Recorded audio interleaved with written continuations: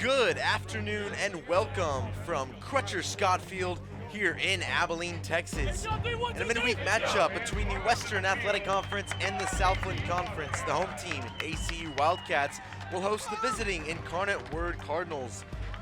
I'm Jaden West alongside Roman Raffelli on a great Tuesday afternoon. We have some good baseball coming to you underway. Orlando De La Cruz starting on the hill for the Wildcats. He's worked out of the bullpen as well this year, but getting the start today. Yeah, this season he's got a 1-2 record. Been a lot better from the bullpen than starting, but Rick McCarty's been able to have him give consistent starts in these midweek matchups. He's got a 7.43 when starting ERA, but in 32 innings pitched, he has an opponent batting average of 285. He's been solid. He's been streaky at times, Jaden. So looking for him to have a solid start tonight and get the Wildcats set on the right track. Yeah, and for Incarnate Word, this lineup batting 296 as a team. See 9 guys just try to get after the hard-throwing Dominican right-hander. Take a look at the defense today for the Wildcats across the outfield. Ladisaw in left, Reese Borho in center, and Aaron Staley getting the start in right. Across the infield, Maddox Misi, typical of the catcher, playing the hot corner today. Zant Payne and Benjamin Greer up the middle, and Gino D'Alessio over at first. Jack Nielsen getting the start behind the plate. Of course, De La Cruz on the mound. For the lineup, Incarnate Ward, Randall, Cayley, and Deck will lead us off here. Shortstop, right fielder in the DH. Gregson over at first. He'll bat the cleanup. Mendoza, Calabrese, De Jesus, then rounded out with Cohen and Boscarino, the catcher. It's a great warm day here in Abilene. 88 degrees is the temperature at game time. Not super breezy. Wind blowing out of the south, about 13 miles an hour. Gusts up to 19. We have a great matchup for you today. Coach Rick McCarty for the Wildcats. And over in Incarnate Word's dugout, Ryan Schatzberger. He's the head coach. He has 103 and a 114 career record. Got his 100th win earlier this season. This is his 5th season with the Cardinals. Back in 2023, he was the 2 seed in the Southland Conference Tournament. He's been part of successful programs on staff at both Houston and TCU there in the Big 12. National anthem has been sung, lineups have been announced, and we're ready to go here in Abilene for the first pitch of the day. De La Cruz on the mound, Grant Randall, the shortstop, in the box. That first pitch of the day is swung at and fouled to the right side. Yeah, Randall Grant hitting 296 this season in 45 starts. He's got 30 runs scored and 47 hits. He's been a great guy at the top of the order for the Cardinals.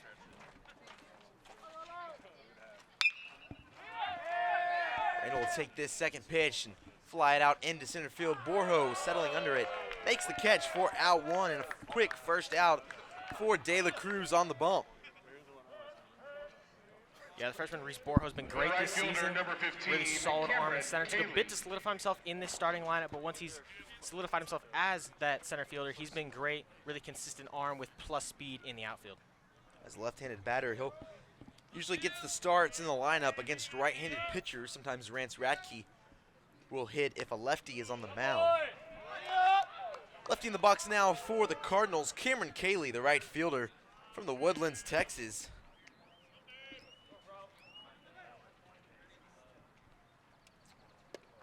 The 0-1 pitch, fastball down in the dirt for ball 1. Cayley coming into today hitting 351. He's got 39 RBIs from the 2-hole. Very impressive stat line, hitting it towards the top of the order, still able to score some runs. One of the more dangerous hitters in this Cardinals lineup. It's a big swing and a miss there. For strike 2. De La Cruz on the mound. He'll throw a fastball and a slider. Also mixes in the changeup every now and then as well. He throws hard, sits in the mid to upper 90s as this ball is ripped to shortstop. Great pickup by Zant Payne. And he'll throw it on over to first for out number 2. Yeah, an excellent pick up the middle there. Payne shifted up the middle and able to just, pick that short hop, stay in himself, and then make a good throw there to over to first base. Now up for the Cardinals, the 3-hole. The DH for the day, Dalton Beck, probably the best hitter in this Cardinals lineup. He's a 2-way player, can also have some time, eat some innings on the mound. Transferred in from Kansas State.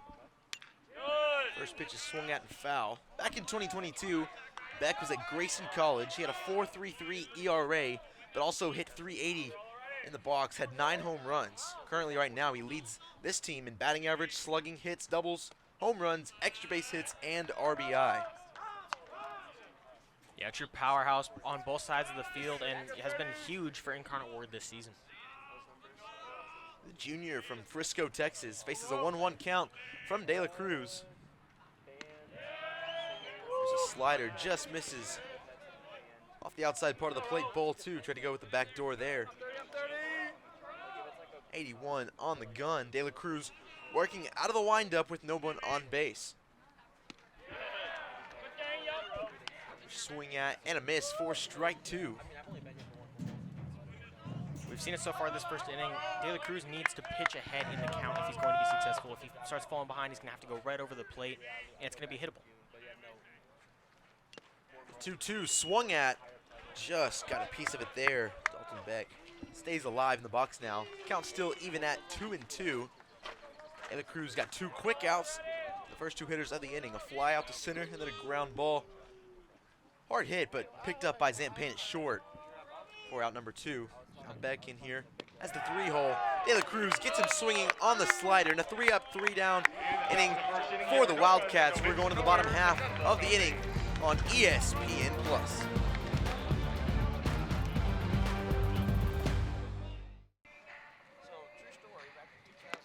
We're back here. It's the bottom of the first inning on the beautiful campus of Abilene Christian University. 0-0 is the score. It was 3-up, 3-down in the top half. Now the Wildcats will get their chance in the bottom of the first. Thomas Urbina on the mound, the righty junior from Phoenix, Texas, by way of Paradise Valley Community College. He'll be on the mound now for the Cardinals. Yeah, Urbina making his first start of the season. He has 6 appearances and 8 innings pitched. A very alarming 294 opponent batting average against this season. This is a very hot Wildcats lineup. Had a big slugfest this weekend against the University of Texas Rio Grande Valley. He's going to need to keep that batting average down tonight. They'll have to face a tough hitter here to lead off the inning in Miller Lattisaw. Lattisaw, the grad student from Heath, Texas, batting at 375, as you see there, 7 home runs and 39 RBI. Be patient at the plate, though, in this first one. 2-0 the count to Lattisaw. Yeah, Lattisaw in his 5th year, been here almost as long as Coach Rick McCarty, the face of the Wildcats baseball team so far. 1 in there for ball 3. Lattisaw very patient. Urbina being a little careful with the powerhouse hitter leading it off for the Wildcats. Miller Lattisaw on the verge of making some ACU history tonight. We'll talk about that more later in this ball game. He takes that one down the middle there for strike 1. Lattisaw, it leads the team in on-base percentage, doubles, runs, extra base hits, also walks. Very patient hitter as he draws another walk there. That's Lattisaw's 29th walk on the season. The second baseman, number 6, Ben Greer. Take a look at the Wildcat lineup today. Lattisaw there leading it off with the walk. Benjamin Greer up to bat now. D'Alessio on deck, he's playing first. Garrett Williams in the cleanup spot. Borjo all the way up to the 5-hole today. Maddox Misi in the 6th. Aaron Staley, Jack Nielsen, and Zant Payne for the bottom third of the order. Benjamin Greer, he'll take strike 1 on the outside corner. Yeah, Benjamin Greer hitting in that 2-hole. He's been kind of in and out of the lineup recently for the Wildcats, but hitting 296 with 19 RBIs and 32 hits this season, slugging just over 570. He's been a great 2-hole for Rick McCarty. This one way inside in the dirt. Great block there by Luca Biscarino to keep Lattisaw over at first. Greer currently a 7-game hitting and on base streak. It's 1 below the longest of his career. We'll be looking to match that in today's game. 1-1 the count. This ball thrown over to first. It'll get by first baseman Gregson, and 2 the wall. Lattisaw around second, but will hold. Third base coach Blaze Lambert keeps Lattisaw at second. You see there, Miller wanting to go with nobody out in the inning. And the 2-hole up to bat. They'll hold him at second. Yeah, taking a look at the replay there, really just great heads-up play by the veteran. Wanted to go 3. He might have had it, depending on kind of where that ball ended up in right field. But nice safe play and a very inexperienced mistake, like we mentioned. Urbina making his first start tonight. Maybe a little bit of nerves there, forcing the play over to first, and then obviously having the errant throw to allow the runner to advance. So 1-1 the count now to Greer. The runner in scoring position, nobody out in the inning. That one just catches the bottom of the zone for strike 2. Benjamin Greer, the senior out of Pearland, Texas. He's batting .296 on the year. 29 starts on the season, making his 30th start of the year today. Found his way in and out of the lineup, and now all the way up to that number 2 spot. He's been on a tear as of late. Yeah, you mentioned that tear on Friday's game against UTRGV. Miller, Ladislaw, and Benjamin Greer led off the bottom of the first with back-to-back home runs to tie a 2-0, or tie the game 2-2. Been a really solid 1-2 punch lately. Ladislaw leads off second. Urbina comes set, big swing and a miss on a high fastball. Benjamin Greer, he'll go down on strikes for out 1 of the bottom of the first. The first baseman, number 1, Gino D'Alessio. Now the big 3-hole, Gino D'Alessio, he'll be up for the Wildcats. He's playing first base today. Also, has played a lot of third this year as well. He's from Milwaukee, Wisconsin, the grad student. Stands at 6'4", 200 pounds. He's having a great year as well.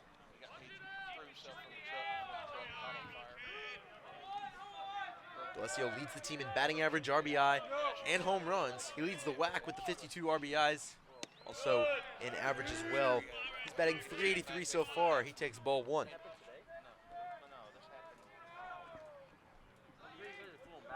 Yeah, it's easy to kind of look at a guy like this who's hitting super well and has the prolific hitting stats, but he also has 24 walks and has been able to be patient.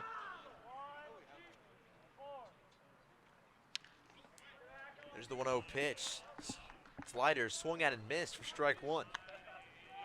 We've seen Urbina throw the fastball slider, also mixed in a changeup earlier as well. Fastball sitting upper 80s.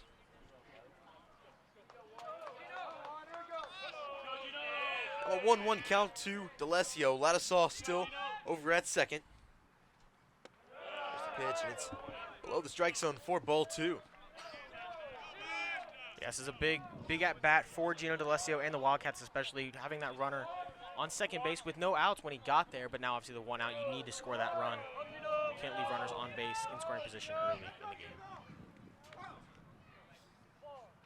Long pause from Urbina. This one gets D'Alessio in on the hands. Grounded over to first. Good play by J.D. Gregson to flip it to his pitcher for out 2. Ladislaw does advance to third on the ground ball to the right side.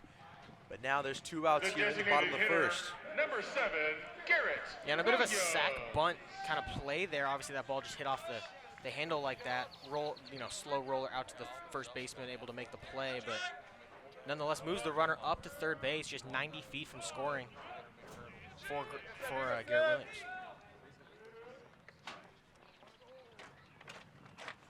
The first pitch to Williams. It's a breaking ball in there, called a strike. 0-1 the count. Williams, the senior from Grand Prairie, Texas. He's had an up and down season, has dealt with a little bit of a hamstring injury. Still finding his way at an average of .284. He's hit 2 home runs on the year as well, slugging .370. The slugging numbers down for Garrett Williams, much more of an on-base kind of guy. A contact hitter. There's a lot of damage in 2 strike counts. Yeah, very experienced guy, very just kind of fundamental player in this Rick McCarty lineup. Able to play a lot of different positions, been a great utility guy. Like you mentioned, dealt with some injuries and some inconsistency this season, but nonetheless has been a very key asset for Coach McCarty. Williams patient at the plate here. Count now at 3-1. One of the more impressive things about this Wildcat roster is the versatility that Coach Rick McCarty has, whether that be with guys in the field defensively or also in the lineup. He has multiple leadoff hitters that can hit all throughout this lineup, giving him lots of options on the base paths when it comes to speed, and also guys like Ladislaw and D'Alessio bringing in the power numbers as well.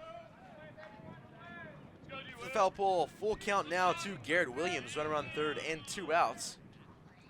Here's the pitch, this one. The bottom of the strike zone, called a strike for strike 3. So after leadoff guy gets on, Covina sets down the next three. 0-0 is the score. We'll be back for the second inning here in Abilene, Texas.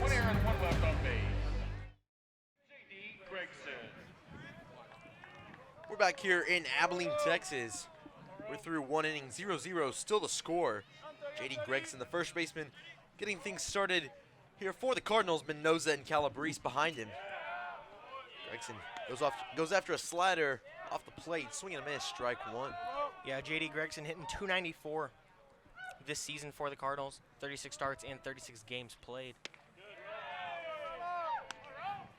That one also swung at and missed for strike two. De La Cruz working ahead here.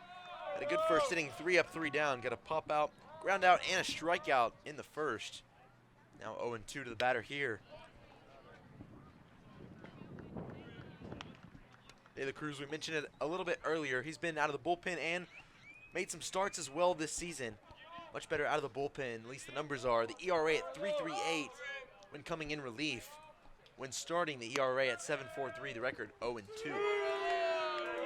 This is his 7th start of the season, and he sits down Gregson on strikes for out number 1.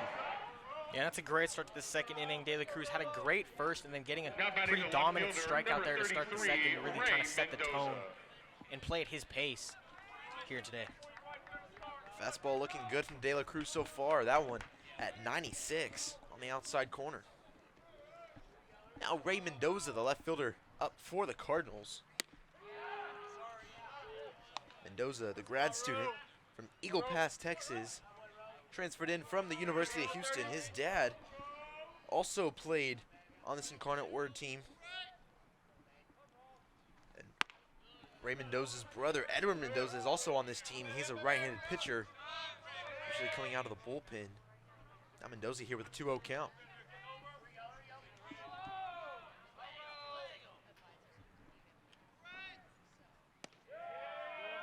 De La Cruz, the slider, backdoor there. Grabs the corner of the plate for strike one to Ray Mendoza. Mendoza had a great season last year. He was the Southland Conference Newcomer of the Year after transferring in from Houston. He had 3 walk-off home runs last season as he hits this one deep out into left center field. But Borjo at the warning track makes the catch up against the wall for out number 2. Yeah, that's a great play, ranging back to his right on the warning track. He's got the wall to worry about, and he's fighting the sun there. Excellent play from the freshman Abilene product. Really had a standout freshman year. Yeah, Borjo coming from Wiley High School here in Abilene. 2 quick outs in the inning here in the second. Daniel Calabrese up for the Cardinals. He'll swing the first pitch, but miss for strike one. Calabrese, the junior from Colleyville, Texas. Having a good year so far, batting at .311. Much more of an on-base type of guy. The slugging numbers pretty similar to the average. Doesn't hit for power, but finds his way on base. This one swung at, hit hard, but foul down over the first base dugout. De La Cruz has been great so far. It seems like we're mentioning it a lot, but he has been that great. Really set the tone and has been able to blow his fastball by guys and have them swinging late. There's the slider, he works off of it. This one just fouls. Maddox Misi, the backhand play, and threw it over to D'Alessio at first. Everyone will reset. Calabrese will come back to the box and try again. Maddox Misi getting the start at third base today. Typically the backstop for the Wildcats. Coach Rick McCarty on these midweeks likes to go to his second and third catchers and put Misi over at the hot corner. Jack Nielsen behind the plate for ACU today. Here's the 0-2 once again. It misses, thrown away for ball one. Yeah, you mentioned Misi playing third base today. Really great utility piece along with Garrett Williams and several of these of these Wildcat players able to play multiple positions. This one hit right back up the middle. Zampane moving to his left, throws on the run, gets the out over at first. Great play by Zampane for out number 3. We're through 1.5 in this ballgame here in Abilene, Texas. 0-0 the score. We'll be right back on ESPN+.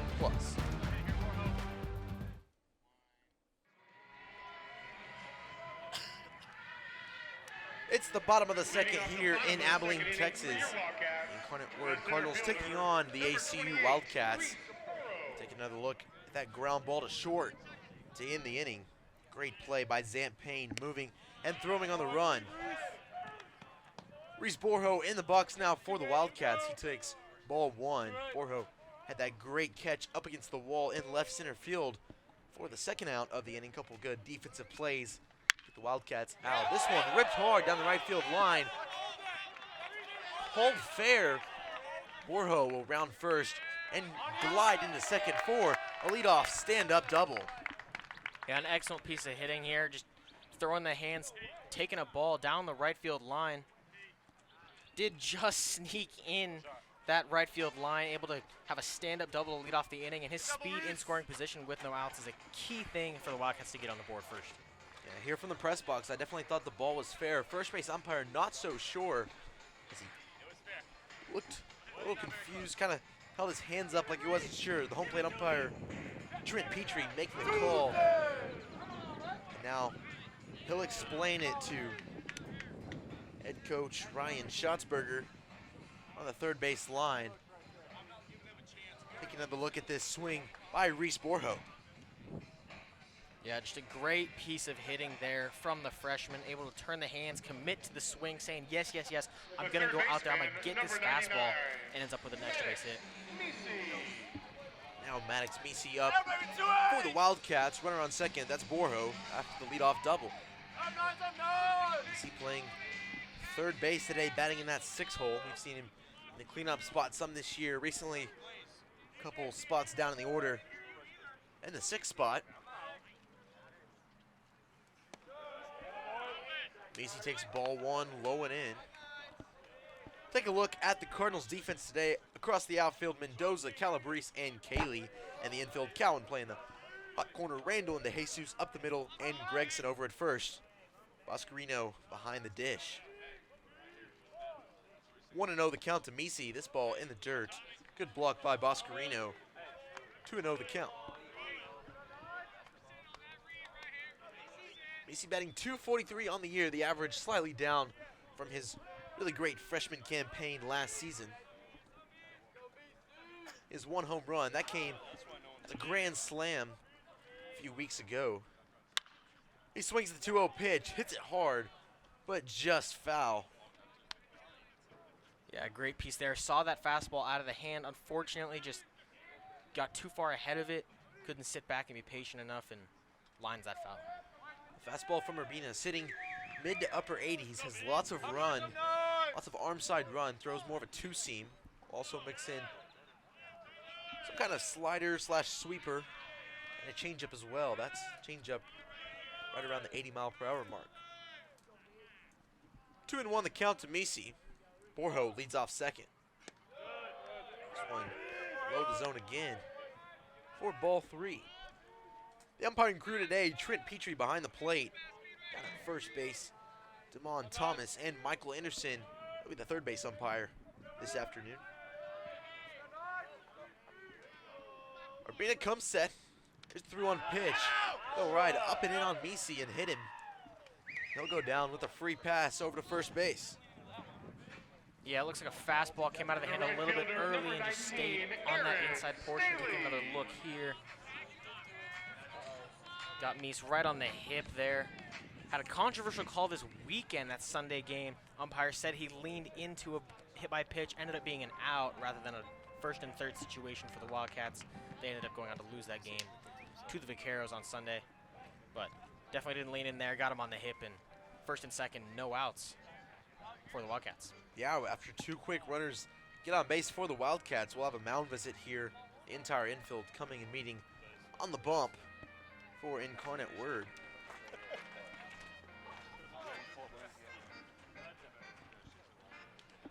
A little bit of action in the bullpen down the third base line. A right-hander getting warmed up for the Cardinals. Home plate umpire Trent Petrie will go out and possibly break this one up. And Coach Schatzberger will go back to the third base dugout. And Urbina will remain in this ball game on the mound. Yeah, you see the pitcher in the bullpen there. Can't quite identify there, but got an arm going. Got to think if Aaron Staley, who's been hot for the Wildcats recently, coming off of a good weekend series, may have a bunt situation here, but you know, if he gets on base, scores a run even, we could see a pitching change. Corner infielders Cohen and Gregson in on the infield grass, possibly expecting a bunt from Staley. Staley does show bunt, pulls it back as the pitch was in the dirt for ball one. Small ball definitely a part of the Rick McCarty offense. Head coach here at ACU, the hitting coach, Daniel Fruto, also likes to utilize it as well. He brought it over from Purdue. Staley shows bunt again, offers at it, but can't get it down. Count moves to 1-1. Yeah, Staley tried to reach a little bit there, went for a fastball on the barrel side, which is what you want when you're bunting, but unfortunately just couldn't quite get it far enough out there. Aaron Staley has found himself in the lineup the last couple of weeks. He'll show bunt and pull it back here again. Count moves to 2-1. Aaron Staley, great weekend last weekend in games 1 and 2 of the UTRGV series. He was 4 for 9, had a double, a triple, a home run, scored 4 runs, also had 2 RBI in those 2 games as well. He pulls this bunt back, but it's called a strike right at the bottom of the zone. Yeah, now you might see those corner guys back up a little bit with 2 strikes, but you see the middle of the infield there, still playing in double play depth. Third baseman about 4 steps off third base. Chances are if it's a ground ball his way, he's gonna step on it and go 1. Staley will swing at this one. He fouls it down the left field line, but catcher's interference is the call, so Staley will get first base for free, and that'll load the bases here in the bottom of the second with nobody out. Now batting the catcher, Luca number 52. Boscarino, the catcher, leaning a little too far forward with the glove. Take a look at it here. Yeah, not a very rare thing you see. Aaron Staley knew it in a very unfortunately timed error for the Cardinals. That'll load the bases for Jack Nielsen. Nielsen getting the start behind the plate for the Wildcats. As he takes ball 1. Nielsen only batting 190 on the year, but that's in just 21 at bats. He's had 4 hits.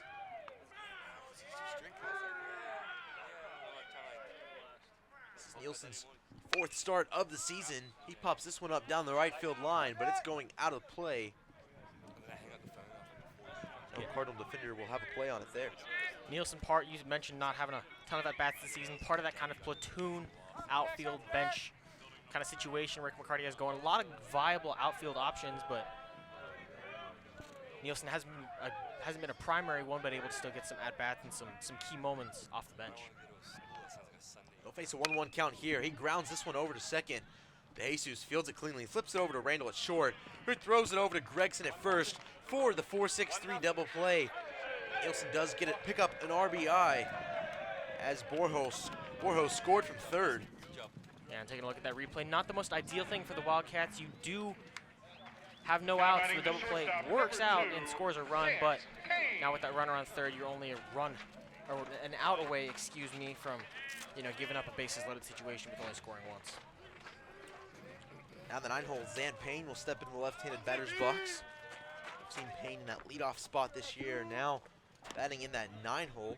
As he hit there all weekend against UTRGV, he takes strike 1.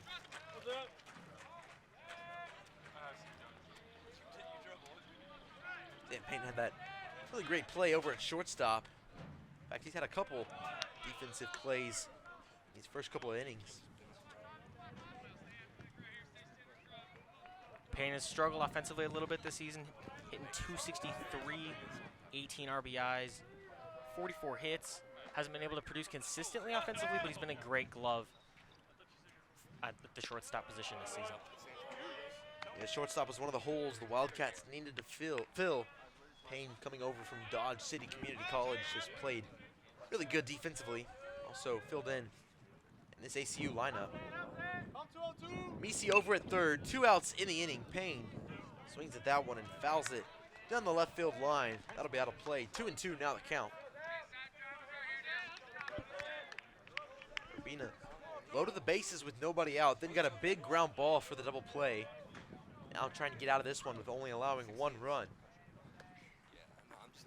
Working out of the stretch with the runner on third. This one just outside. Count moves to full.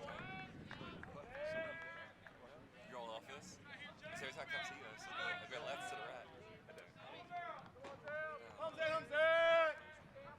right. Urbina comes set. Here's the full count. This one lined up the middle of the infield for an RBI single from Zant Payne. Misi will score, and the Wildcats lead this ball game 2-0. Yeah, that's a great at-bat there. Seeing some pitches, getting to a full count, fighting, being a hard out, as Rick McCarty loves to say about this program. And then just seeing the ball, taking it, hitting it where it's pitched. Nice little fading line drive into center field, allowing Maddox Misi to score. And I believe forced the hand of Ryan Schatzberger to go to his bullpen with only 5 outs been made this season, or in this game, excuse me. Schatzberger points down the left field line for the reliever to come in this game. We're going to go to break. We'll be right back and tell you about the new pitcher. But for now, ACU leads this ball game 2-0.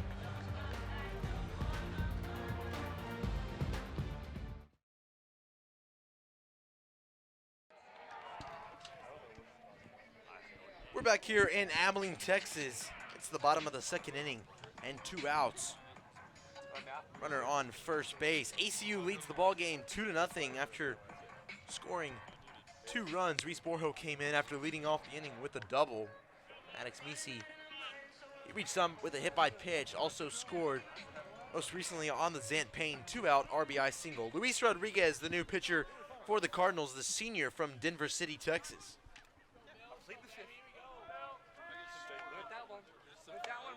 Rodriguez's first batter will be the top of the order in Miller Ladisall. Ladisall shows bunt, pulls it back. Zant Payne on the run.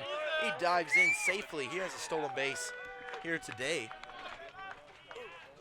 Yeah, Payne, a lot of experience, the transfer coming over, able to take advantage of kind of the new situation for the bullpen pitcher and gets a good jump, gets a good read, and takes second base. That'll be his 8th stolen base on the year in 11 attempts. Ladisall, first pitch was a ball, so 1-0 the count. This one now in there for a strike. Ladisall in his first at bat, he drew a walk. Then got over to second on an error, trying to pick over at first. Didn't get anywhere after that. He was stranded in the first. He'll offer at that one. Fouls it back to the first base dugout for strike 2. Ladisall, exactly the guy that Rick McCarty wants up in this situation. You've added 2 runs in this inning, but you got a runner in scoring position, and you would love to get a 3rd run tacked on here early. Veteran guy at the top of the lineup, one of the hottest hitters in this lineup, and the guy you want to be able to come through in this situation. He'll swing at the 1-2 pitch and foul it behind the plate. Stay alive. And his at bat. Ladisall, 14-game hitting streak. That's 1 shy of the longest hitting streak in his career. It was named the Week 9 WAC Player of the Week. During that time, he hit 8 for 13. A preseason all-WAC selection. Fouls this one off once again. Yeah, one thing to note, the Wildcats this season are 20-5 when scoring first. So big 2 runs here, and especially, you know, having not just a 1-run lead going into the 3rd inning here. Hopefully it's more for the Wildcats, but even at 2, it's a solid start. Rodriguez comes set, long pause, couple looks over to second. This one low and in for the punch out. Ladisall goes down with the backwards K, but the Wildcats able to score 2 in the bottom of the 2nd. Right back for the 3rd here in Abilene, Texas. In the bottom of the 2nd inning, your Wildcats scored 2. The second baseman, number 21, Tony DeJesus. We're back on the campus of Abilene Christian University. The Wildcats jump out to an early 2-0 lead. We're going to the top of the 3rd now. De La Cruz back on the mound for ACU. They'll face the 7-hole. Tony DeJesus, the second baseman, here to lead off the inning. Yeah, DeJesus coming in with a 2.50 ERA in 120 at-bats. He's got 18 runs scored and 30 hits. Jesus, the 1-0 count. He'll take strike 1. blown away. A 96-mile-per-hour fastball from De La Cruz with some really nice arm side run. There's a slider flipped up over the middle of the plate and lined out into center field. Reese Borjo on the catch. That'll be out one here in the third. Third baseman, number 7. Yeah, taking a look at the replay there. Great standard defensive play there. Borjo coming in, fighting that sun, but able to make the play and record the first out of this inning. Here at Crutcher Scott Field, the sun will set behind the stands on the first base side. That will affect the shortstop, third baseman, left fielder, and center fielder. De La Cruz's first pitch to the second batter of the inning is a backdoor slider for strike one. Tyler Cohen, the batter, the junior from Covington, Washington. He's playing third base today. Big swing and a miss there. Fouled off the catcher Nielsen for an 0-2 count.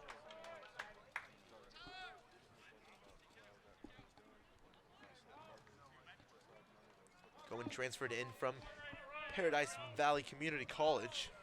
2022, he had played 39 games and hit .316. Did not play a single game last season.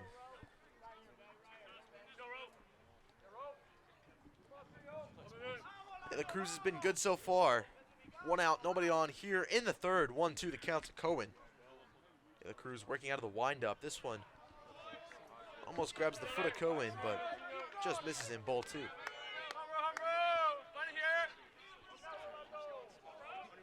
Head coach Rick McCarty has been wanting to get De La Cruz going as a starter, especially in these midweek games. He's had a tough time so far this season, but looks good in this outing. This one popped up to the left side. Maddox Misi on the run, but will run out of room. It's a foul ball. Count stays at 2-2.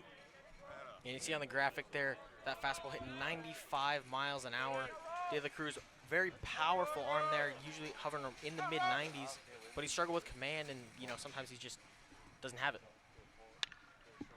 This one poked at, barreled out in the left field, but Miller Ladisall on the run. He'll make the catch for out number 2. And one thing about De La Cruz on the bump, he finds himself sometimes falling behind in counts. They don't have to make a pitch over the middle. And when a guy's coming in mid-90s, he's really easy to send that ball back out just as hard. But De La Cruz is at his best when working ahead in count, which so far today we've seen him do. Here's Boscarino. He grounds his first pitch over to shortstop. Zant Payne, the throw will pull DeLesio off the bag. I'll go as an E6. Tough play for Zant Payne. But the Cardinals have their first base runner on for today.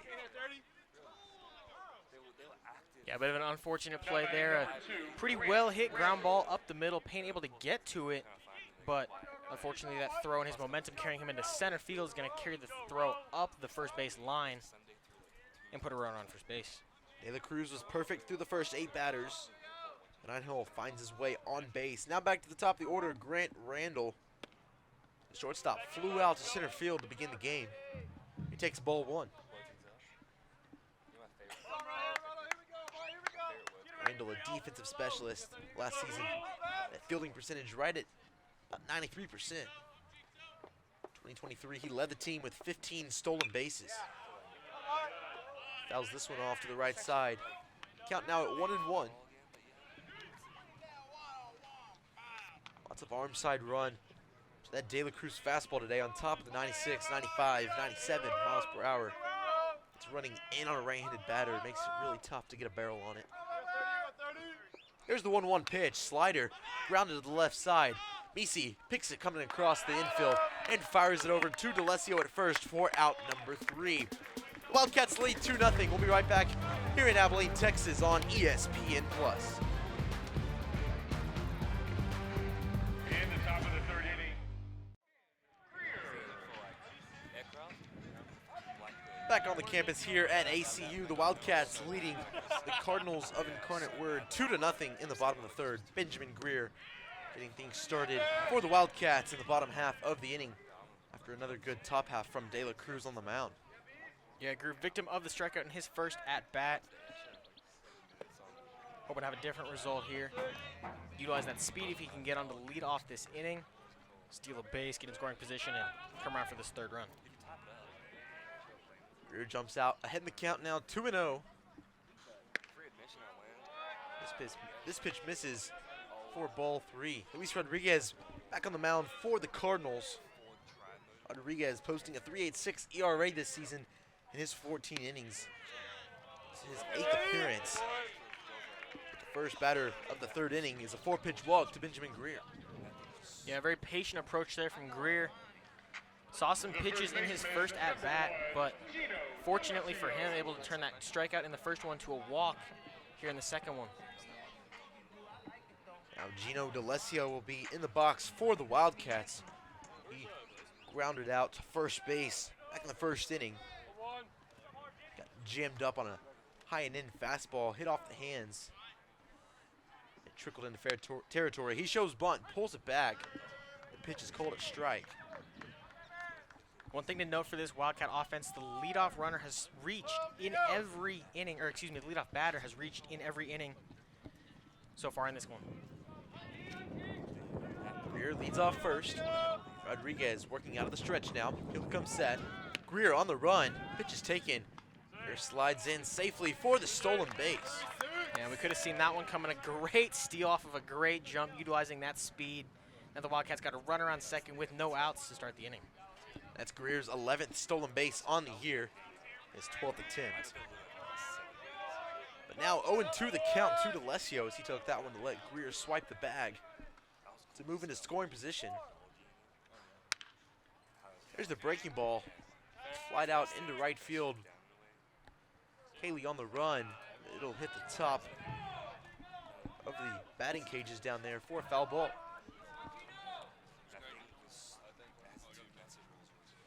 D'Alessio grounded out in the first. He's 0 for 1 on the day. Now here with an 0-2 count and a runner on second. Nobody out here in the 3rd. The Wildcats lead 2-0. Here's the pitch from Rodriguez. It misses high and in. Ball 1.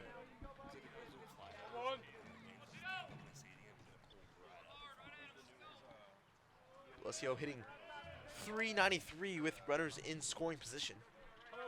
He had a 31-game on-base streak earlier this season. He just lost that not too long ago, just a couple of games. He has 15 multi-hit games this season. He's had a really great year for the Wildcats and has really surged in this offense in that 3-hole, playing a really good third base. Also, as you see him today, over at first. And he's putting together a great at-bat here, down 0-2, able to foul off a couple pitches and now watch a couple for balls. 2-2 the count. That one taken below the zone for ball 3. So after falling behind 0-2, D'Alessio works it to a full count. Well, foul balls with 2 strikes. He stays competitive in this at bat. The changeup from Rodriguez, chopped over to 3rd. Cohen fields it, fires it over to Gregson at first. D'Alessio is retired for out number 1. Yeah, and that's a great play from Tyler Cohen at 3rd base. Fields that ball over his head. Not an easy play to, get that ball, but then looks at Benjamin Greer, backs him up to second base to not allow him to advance there, and then makes the solid throw to barely get D'Alessio. So pretty unproductive out, thanks to some great defense from the Incarnate Word side. Greer had to hold at second. He now dances around out there at second, trying to get a jump off Rodriguez. Garrett Williams in the box for the Wildcats. He takes ball 1 in the dirt. Williams went down looking back in the 1st inning, something we are not very used to seeing from Williams. Garrett, a very versatile defender. Started the year at second base, dealt with a hamstring injury. He's been bouncing back and forth between first base and then also in that DH role as well. And Rodriguez checking back on Greer at second base. Got the second baseman playing pretty close to the bag. Imagine he'll take a few steps to his left once the ball is thrown here, but trying to keep Greer tied down. Yeah, Greer definitely a threat to steal 3rd base. Second baseman Tony DeJesus definitely has to stay over close to hold him on as the shortstop Grant Randall playing out in the outfield grass deep over in that 6-hole. But Garrett Williams definitely a threat to go the other way and hit something to that right side of the infield. The 2-0 pitch catches the corner of the zone for strike 1. 2-1 now the count to Williams. It's also important for Jesus to keep him close to the bag, to not get too big of a lead and too big of a jump, because a single may score Benjamin Greer with his speed. Williams takes ball 3. Very patient hitter at the plate. Likes to go deep into counts. He's a very good 2-strike hitter. Handles the off-speed pitches very well.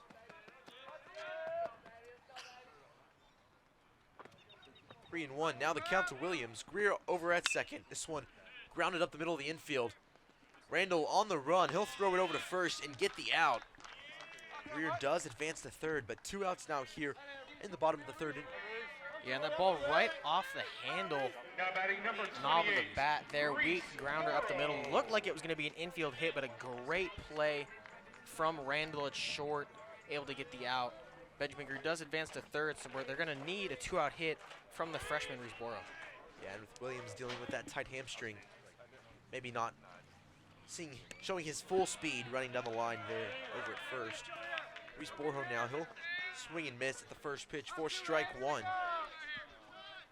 Borho, big double down the right field line. Back in the 2nd inning, he scored a run, the first run of the day for the Wildcats. They'll swing at the 0-1. It's in the dirt though. Missed 0-2.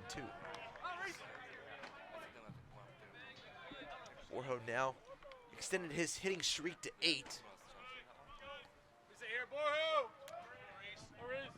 And you mentioned Borjo scoring that first run for the Wildcats. Under coach Rick McCarty in his 6th season, the Wildcats are 136 when scoring first.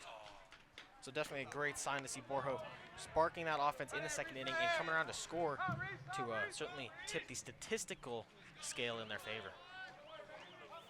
The Wildcats are definitely going to want to tack on some more insurance runs early in this ball game. Borjo got way out in front of the changeup there. Hit it pretty far, but it was a long strike or foul ball in the 0-2 count. Now a 1-2 count as that pitch was off the corner.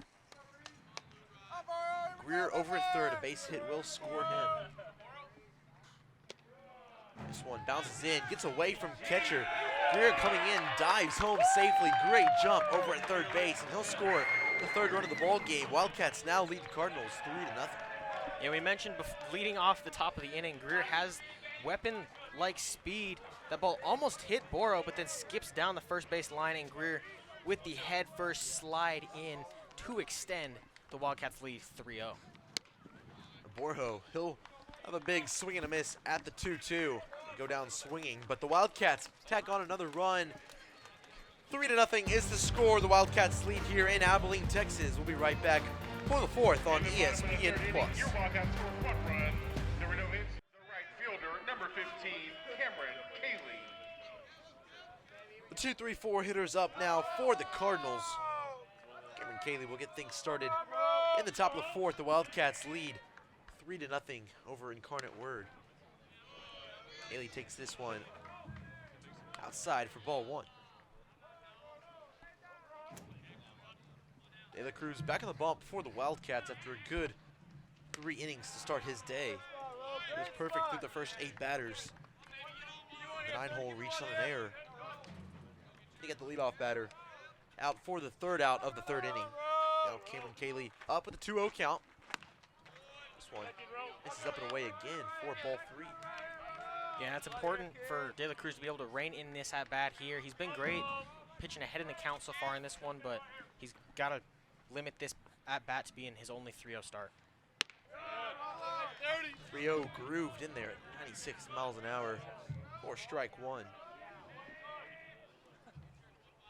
Take a look there at Benjamin Greer, the 2nd baseman, way deep over at 2nd base. As this ball grounded through the 4-hole, escape through to the outfield for the leadoff single. Aaron Staley will get that one back over at 2nd base. But the Cardinals have their first hit of the day in this one. Dalton Beck. Yeah, and that's a great piece there, able to just hit the ball off that inside edge, line that one through that 3-4 hole, and get the first run on the board, or first hit, excuse me, on the board for the Cardinals. The Wildcats will do another slight infield shift. Maddox Misi, the 3rd baseman, playing pretty far off that bag. This one ripped over the same 4-hole through the infield for a base hit. Cayley goes first to 3rd, and back-to-back singles to start this 4th inning for the Cardinals. Yeah, and almost an identical ground ball there. Kind of ate up Gino DeLessio at first base and just shot through there, able to advance the runner from first to third. And now a first and third situation here. Gotta wonder if this will spark a mound visit. It doesn't look like it will, but De La Cruz certainly on a short leash now with a 3-run lead, but runners on first and third and no outs to start this third inning. Yeah, we've seen this from De La Cruz before. First time through the order, really solid. And now, second time, sometimes gets hit around a little bit. Back-to-back singles here in the fourth for the Cardinals. First pitch to J.D. Gregson, fouled behind the plate for strike one. Gregson went down looking for the first out of the second inning. And we saw De La Cruz go curveball first pitch there, trying to throw them off his sequence. This one, a fastball runs in on the batter, under the hands, but taken for ball one. 1-1 now the count to Gregson. Runners on the corners. Haley over at third. Dalton Beck at first base. He had the single. This pitch just off the outside part of the plate for ball two. The Cruz throwing more sliders than we've seen in the first time through the order. He'll come set. Here's the pitch. Fastball. Swing and missed at for strike two. Yeah, you mentioned seeing more sliders here in the second time through. Could be an adjustment that he's making along with head coach McCarty, trying to get them off his sequence, trying to get them to the batters to see something a little bit different. This one in the dirt outside. Tough block by Jack Nielsen. Open away from him.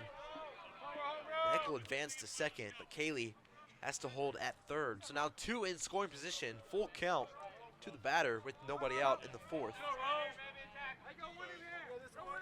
Yeah, that's a big pass ball for the Cardinals. Breaks up the double play. Fortunately for ACU, runner was not able to come home, but now second and third and no outs. Here's the full count pitch on the outside corner. Swung at, missed. Strike three. The first out is recorded here in the fourth inning. Yeah, and that's just a come and get me fastball from De La Cruz on that outside edge. Able to blow it by Gregson to get the first out of this inning. He's going to need another one here, though. Yeah, he's located the fastball well. Now he'll have to face Ray Mendoza, the left fielder. Had that deep pop fly out. That number 13 in left center field. Reese Borjo making a great catch on the track. He's up with two runners in scoring position and just one out.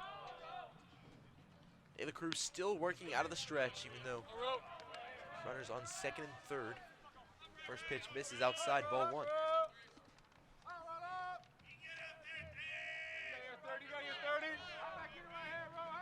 Mendoza in the box, De La Cruz on the mound for the Wildcats. Mendoza batting .273 on the year. Takes the backdoor slider for strike one. Good pitch there by De La Cruz.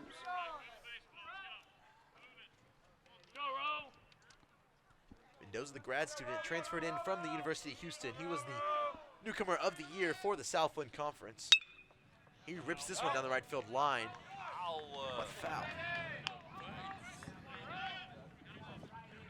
That's a great pitch there from De La Cruz. Went with the off speed and got Mendoza way out in front. That ball 20, 30 feet foul.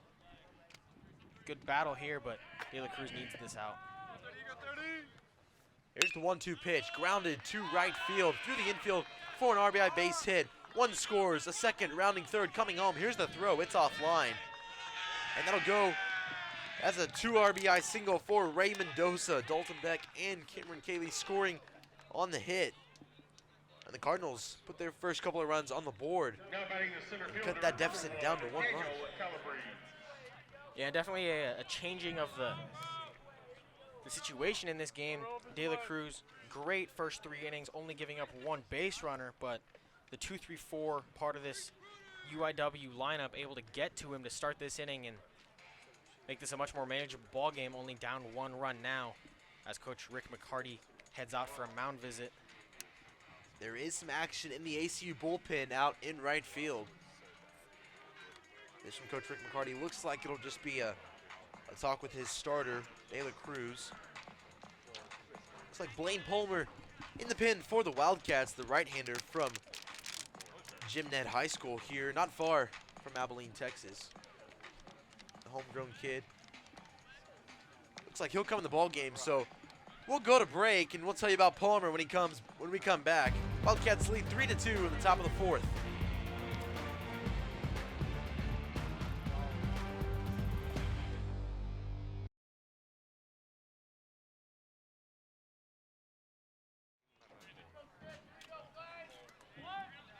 We're in the top of the fourth inning. Abilene Christian, the Cardinals of Incarnate Word, 3-2. The Cardinals have scored 2 here in the top of the fourth. New pitcher Blaine Palmer now in the game for the Wildcats.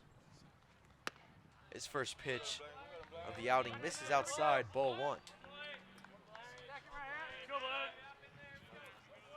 Palmer, the sophomore from Buffalo Gap, Texas, just down the road, went to Gymnet High School. Only made 2 appearances last season. He's had a lot more time here this year. And taking a look at Blaine Palmer, this season he's 2-0 in 20 innings pitched. He's got a 5.31 ERA, 18 strikeouts, 11 walks, and a WHIP just over 1.4. He's been great this year. Saw some increase in the velocity from last season to this season that has definitely allowed him to pitch more for Coach Rick McCarty. He's got a fastball, cutter, curveball mix. Been very effective for the Wildcats this season. Yeah, he comes in after Rolando De La Cruz started it off with 3 really good innings for the Wildcats. Now this pitch in there for a strike, and the second out of the inning is recorded. Blaine Palmer doing a good job getting a strikeout for his first batter. Second baseman, number 21, Tony DeJesus. Yeah, that's a great come in, solidify himself at bat from the bullpen. Always great to get the first out there. Tony DeJesus now up for the Cardinals. Jesus takes ball 1 there. He's 0 for 1 on the day. Had a fly out to center field to lead off the 3rd inning. The senior from San Diego, California, playing second base, part of a double play turned earlier. Now count at 2-0. Cardinals have already scored 2 runs here in the 4th, and now Ray Mendoza, he had the 2 RBI single. He leads off first base. 2 strikeouts in the inning for the 2 outs. 1 from De La Cruz and 1 from Palmer. 2-0 pitch swung at, fouled straight back. Count now at 2-1.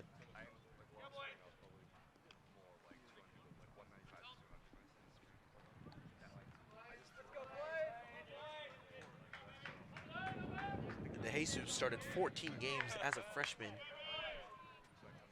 Had a 90% fielding percentage in the infield. Good young player here at Incarnate Word. Palmer's going to step off the back of the mound. Disengagement. He'll reset. Working out of the stretch with the runner on first. He'll come set. This one, cutter, blowing away, ball 3. Mendoza over at first. Faked like he was going to steal. Took a couple of hard steps and then retreated back to the bag. 3-1 the count. 2 DeJesus. This one up and in.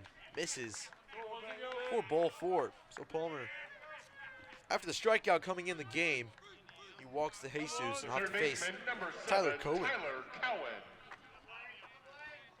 Yeah, that's a great at bat from DeJesus there. Staying patient, not panicking, getting down in the count early, able to battle back and find a way on base. Now 2 runners on with 2 outs. And the Cardinals have a fortunate left on right matchup. Tyler Cohen, he'll take strike 1 on the outside corner. The 93-mile-per-hour fastball from Blaine Palmer. Cohen also 0 for 1 on the day. He flew out. Hard hit ball out in the left field, but Ladisol made the catch. That was back in the 3rd. He's up here. He falls behind the count quickly now, 0-2. Curveball, first curveball we've seen of the day from Blaine Palmer.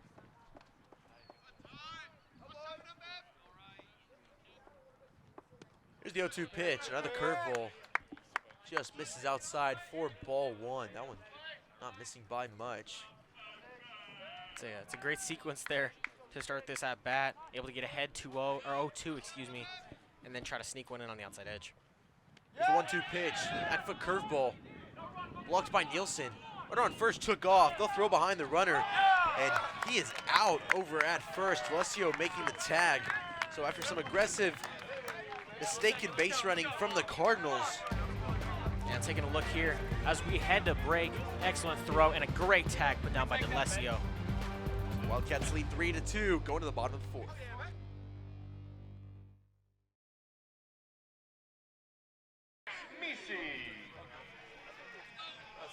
Welcome back to Abilene Christian University here in Abilene, Texas. The Wildcats lead the Cardinals 3-2. Take a look at the WAC standings across the board. Abilene Christian in that number 2 spot, also tied with Tarleton State and Utah Valley. Big conference series coming up this weekend as they will go to Arizona to face the conference leading Grand Canyon. Maddox Misi leading things off here for the Wildcats. Falls behind the count now 0-2.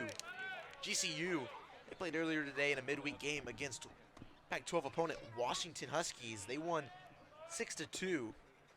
Utah Tech, they're playing a Power 5 opponent, the Utah Utes. And the Trailblazers, they're winning 9-6 in the bottom of the 8th. Nevada and Sacramento State still waiting for that game to be underway. And BYU and Utah Valley, they just started. It's Maddox Misi. He'll be set down on strikes for out number 1. Yeah, WAC play coming down the stretch, the home stretch here. About 2.5 weeks left before that WAC tournament in Mesa, Arizona. Gonna kick off. Grand Canyon has put themselves as the front runner to win the WAC tournament this season. Has some very notable Power 5 conference wins, including a mercy rule of Arizona last week, 24-8. That game's final score ended in 7 innings. They've been great, but the Wildcats, a solid 2 seed here, and Rick McCarty confident in his pitching and his team's ability to make a run and win 4 in Arizona. A big weekend coming up for the Wildcats. They go to GCU. Only 6 more games of the regular season left for ACU as Aaron Staley grounds this one to second base. Tony DeJesus makes the play and throws it offline. J.D. Gregson not able to catch it, and Staley will reach on with an error. Yeah, it was going to be a close play at the plate. DeJesus just rushed it, or play at first base, excuse me. DeJesus just rushed his motion and not able to give a good throw to the first baseman there. So Staley will reach with an out in this bottom of the 4th. I thought Gregson had a chance to make the catch. We'll see who they give the error to.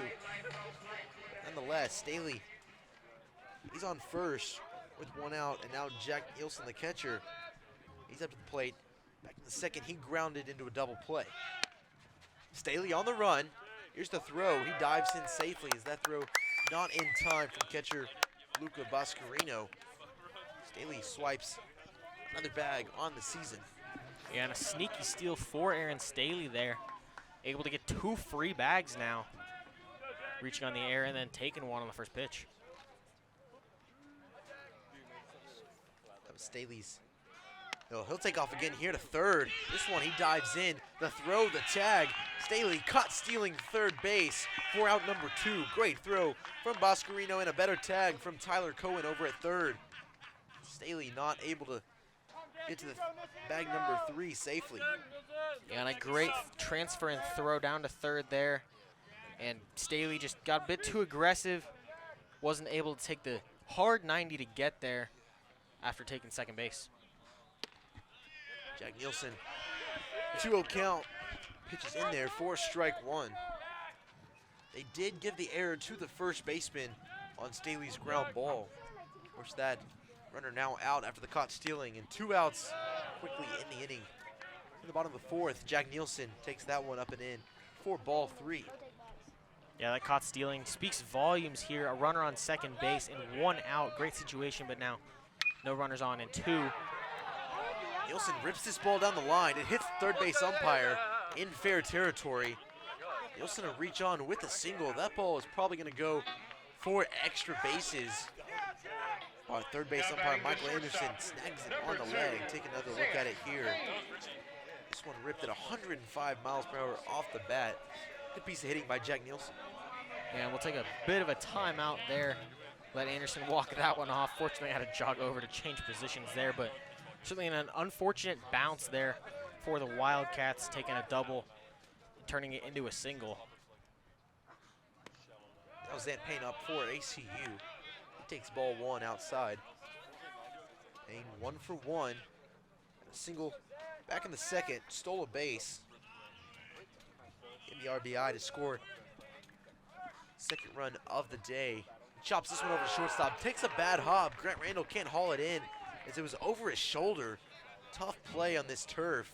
And Payne will reach on for the second time today. Yeah, really unfortunate bounce. Got caught off guard with the turf there, bounced over his head. It looked like that might have hit him in the face there. But nonetheless, for the Wildcats, went from 2 outs and nobody on to runners on first and second in what felt like 3 seconds. Definitely a bit of an offsetting situation for the pitcher. Wildcats now threatening first and second. Yeah, 2 quick runners on with 2 outs in the fourth, and now big time hitter and Miller Ladisall up to the plate for the Wildcats. Ladisall, he walked in his first at bat, struck out looking in his second to end the inning. Now he swings at this one and fouls it down the left field line.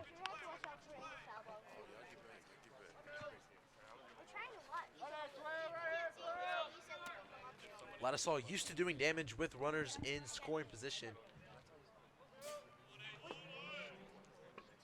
He's second in the WAC with the 484 on base percentage. That is 200th career hit back on February 24th. Currently second most hits in program history. Only 2 hits away from that mark. He's hitless here in this one. Trying to change that as he faces a 2-1 count. And you mentioned the accolades there. He's 1 double from taking the lead in ACU history for all-time doubles. Would love to do that here, take that lead, as well as extend this ACU lead with 2 runners on.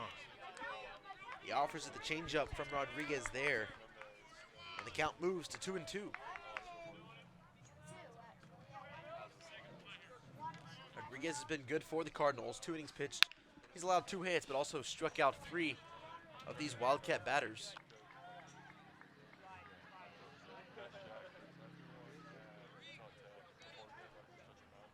ACU trying to tack on some more insurance runs after the Cardinals in the fourth. They cut that deficit down to just 1 run, scored 3-2 here in Abilene, Texas. Rodriguez comes set. Here's the pitch. This one grounded up the middle. Ladisall has a base hit. Nielsen rounding third. Center fielder Calabrese kind of bobbles it. And Payne will move to third base and put runners on the corners. But a big 2-out RBI single from Miller Ladisall.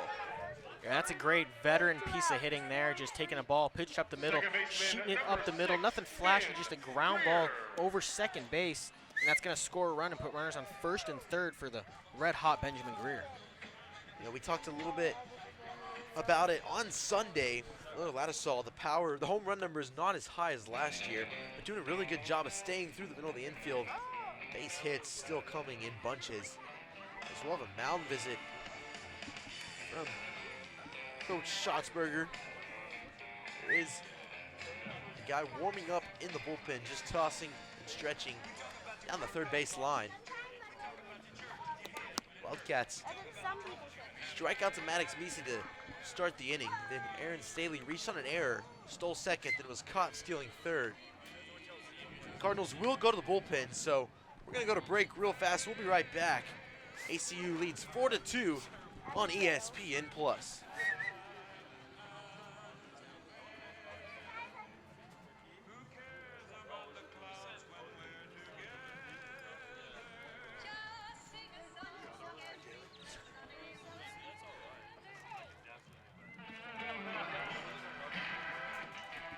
Yeah.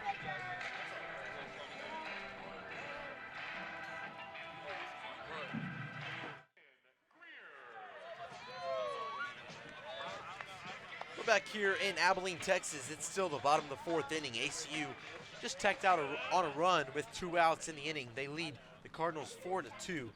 Dave Johnson, the new pitcher, and for Incarnate Word. They'll have to face the red-hot Benjamin Greer as Ladisal steals second on the first pitch of the at-bat. Another look there at Johnson on the mound.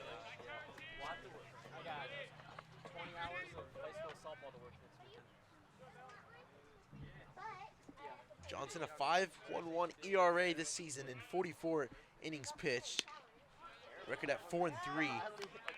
This is his 13th appearance. He's had 5 starts, but primarily a relief guy out of the bullpen for Coach Schatzberger.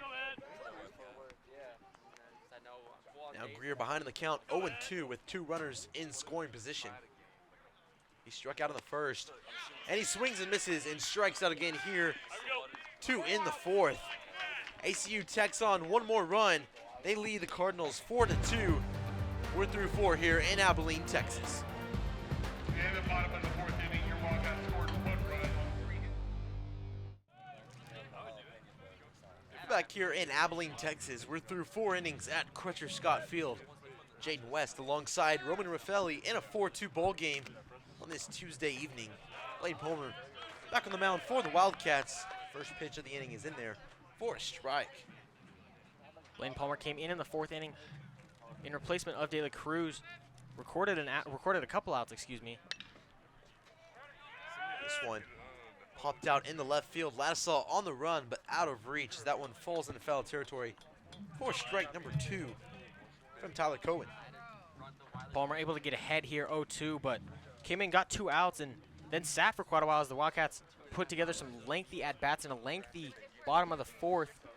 Going to be crucial that he gets off to a hot start here and, you know, resets himself as a dominant force in this game. A couple of guys up, stretching in the bullpen for ACU. Cohen takes this curveball, rips it out into right center field. Staley trying to cut it off. He will.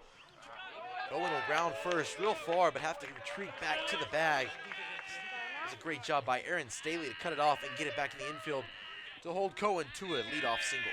Yeah, and a great sliding stop here in the gap from Aaron Staley, able to pop back up and put a solid throw into second base to prevent the extra base hit. Definitely a base saved there by Aaron Staley. And a double play remained intact. Now we'll have a pinch hitter here in the 9 spot for the catcher Luca Boscarino. Ryan Scott is going to hit for the Cardinals. Ryan Scott. The junior from the Colony, Texas. Started his college career at Dallas Baptist and transferred to Blaine Community College. His first pitch he sees here is down in the zone for ball 1.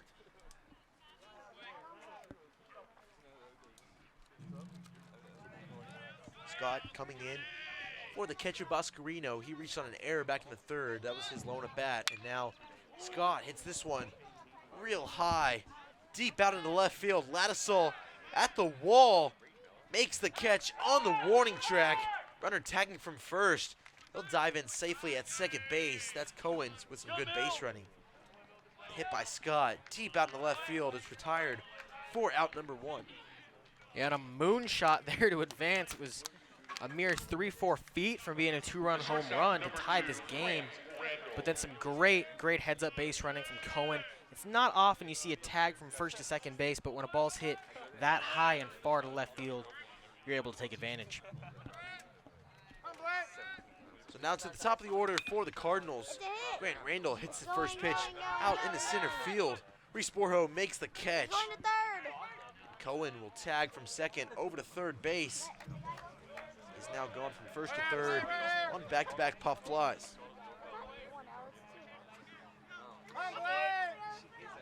The look at the first pitch swing from Grant Randall. Borjo, he's been busy out in center field today, making several catches already in this ballgame. And that's kind of a win-win situation. The Wildcats get an out while the Cardinals getting a runner to third base. Now 2 outs, definitely a favorable situation for both teams. Cameron Cayley in the box now for the Cardinals. He takes the first pitch curveball on the outside corner for strike 1. Palmer likes to throw that curveball early. Can throw it for a strike. Does so well. Of course, throws that fastball low to mid-90s. Here's the 0-1 pitch from Palmer. It's a high fastball at 91. Called a ball, 1-1 the count. Cameron Cayley, the right fielder. He's 1 for 2 on the day. Ground ball to shortstop. Great play by Zant Payne in the first. And then a huge single in the fourth. Also scored a run, the first run of the day for the Cardinals. 1 of 2. ACU leads 4-2 here in the fifth. 2 outs and a runner on third. The 2-hole Cameron Cayley in the box. Hits this one, bloops it out into left field. Zant Payne not able to get there. It'll fall in, find some outfield grass, and a 2-out RBI single for Cameron Cayley will cut the deficit back to just 1 run. Yeah, and certainly not a pretty swing put on the ball there, but fortunate enough, it just lands in no man's land out there behind the 5-6 hole, and he finds himself with a single to score a run. Good pitch there. Curveball from Palmer. It was low and away.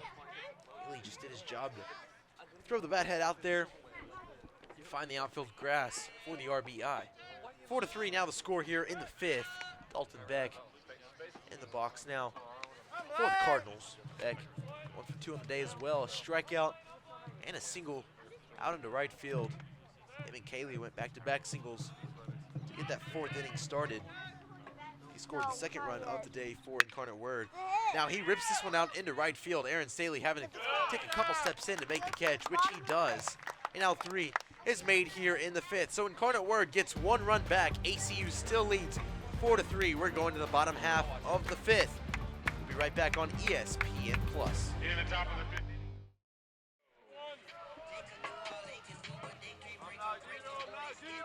It's the bottom of the 5th inning here in Abilene, Texas. A great look there at the Jacob's Dream statue on campus. Gino D'Alessio up in the box now for the Wildcats, leading things off.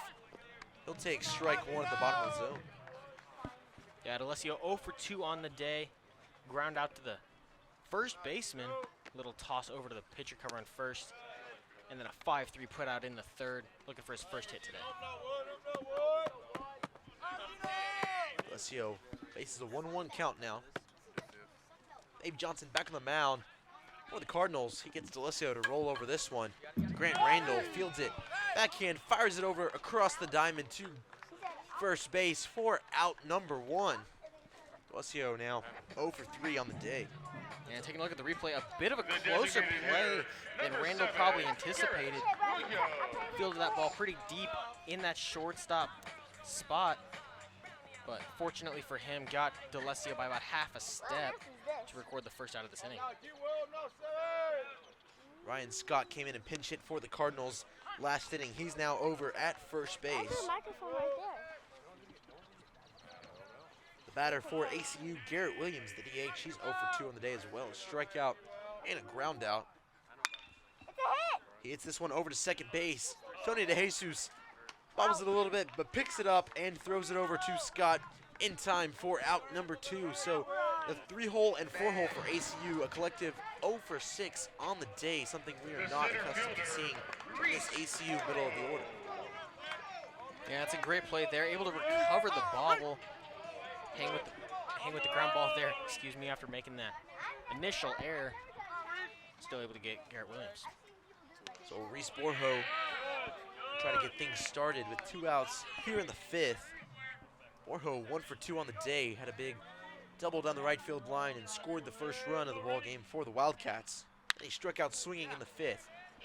He swings at the 1-0 pitch here, hits it out pretty deep into center field, but caught by Daniel Calabrese for out number 3. So a quick 3 up, 3 down, 5th for the Wildcats at the plate. 4 through 5 here in Abilene, Texas.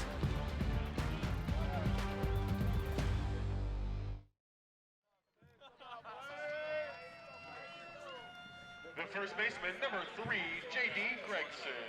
We're through 5 innings here in Abilene, Texas. ACU leading Incarnate Word 4-3 on this midweek matchup. A beautiful Tuesday evening. Still sunny here at Crutcher Scott Field. Blaine Palmer back on the mound. The first pitch of the 6th, grounded over to Maddox Meese at third. The throw offline.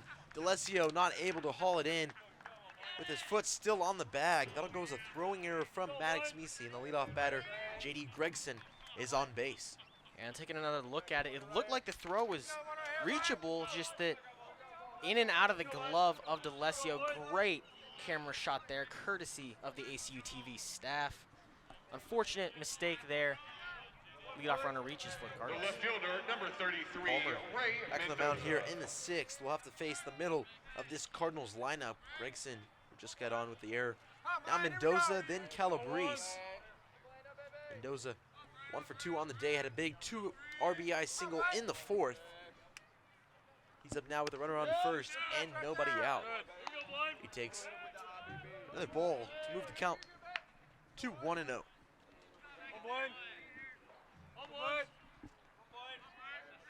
Palmer came in the game in relief from De La Cruz. He's thrown 1 2/3 innings, giving up 2 hits and just 1 earned run. He's walked 1, also struck out 1 as well.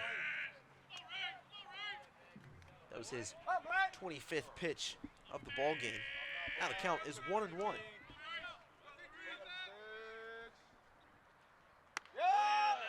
This one, curveball in there over the plate, taken for strike 2.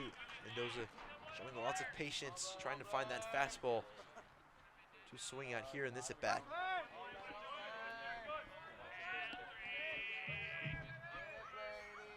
Palmer comes set. Here's the 1-2. This one, curveball on the back foot, just misses the feet of Mendoza. Good block by Nielsen to keep it in front and keep the runner on first base. Yeah, you mentioned the starter De La Cruz can close the book on him. Went 3 1/3, giving up 3 hits, 2 runs, 1 of which earned, striking out 3. Had a solid start, kind of fell apart for him in that 4th inning, only able to record 1 out, and gave up the runs at the time to tie the game for Incarnate Word, but fortunately ACU has responded. Blaine Palmer's been great out of the pen, only giving up 1 run in an inning and 2/3 of work. And this Rick McCarty bullpen has been a little up and down on the year.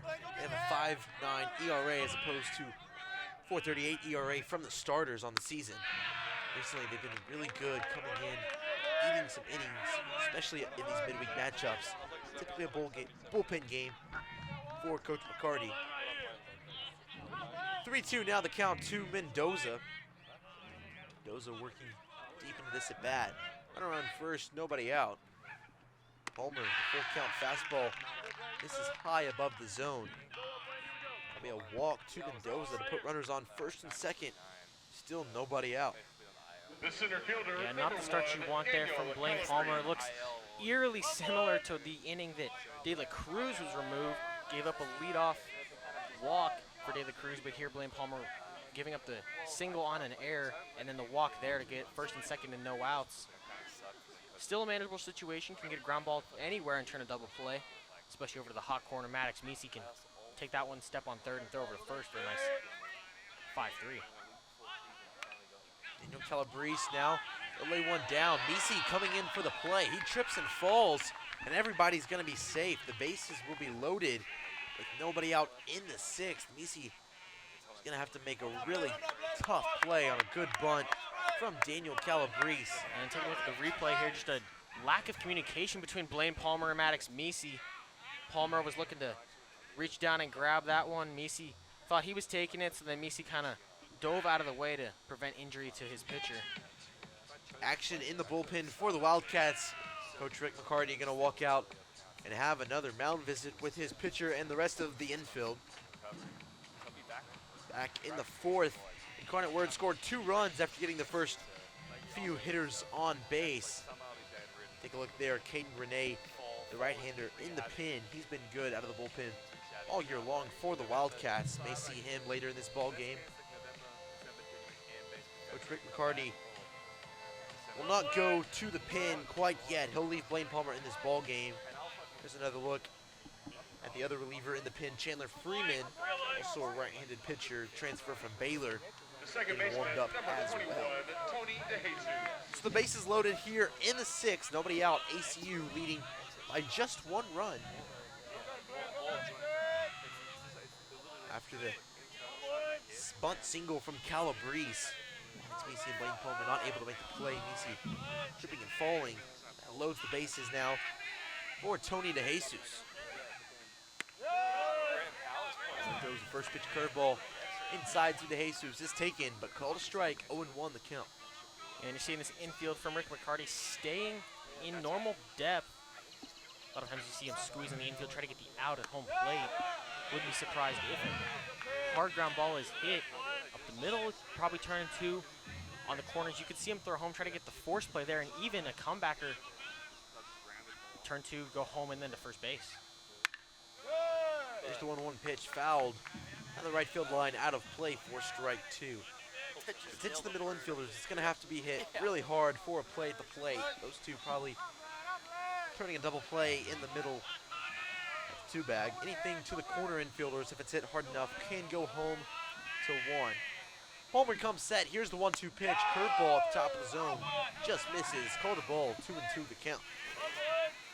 And this is a great at-bat so far, both by DeJesus and Palmer. 2-2 tie. It's going to be a very pivotal at-bat in this game. DeJesus 0 for 1 on the day. He takes strike 3 looking. Big backwards K from Blaine Palmer. DeJesus didn't like the call. He'll have words with home plate umpire Trent Petrie, but will be walking back to the third base dugout. He's out number 1. Yeah, and that's a phenomenal at-bat there from Blaine Palmer. Great pitch inside, right in the edge a bit. Gets a fortunate call, and now they've got an out, so definitely a more manageable situation. A double play gets them out of this, but the Wildcats still got to play clean defense here and get out of this one. Tyler Cohen now in the left-handed batter's box for the Cardinals. He takes ball 1. Cohen 1 for 2 on the day. A single lead off the 5th inning. Scored a run after getting the 2nd and 3rd, tagging up on pop flies. He hits this one up in the air down the left field line. Ladisol and Nisi running over there, but run out of room as that ball is out of play. And the count moves to 1-1. And for Blaine Palmer, that's the one thing you can't really have here is a ball in the outfield.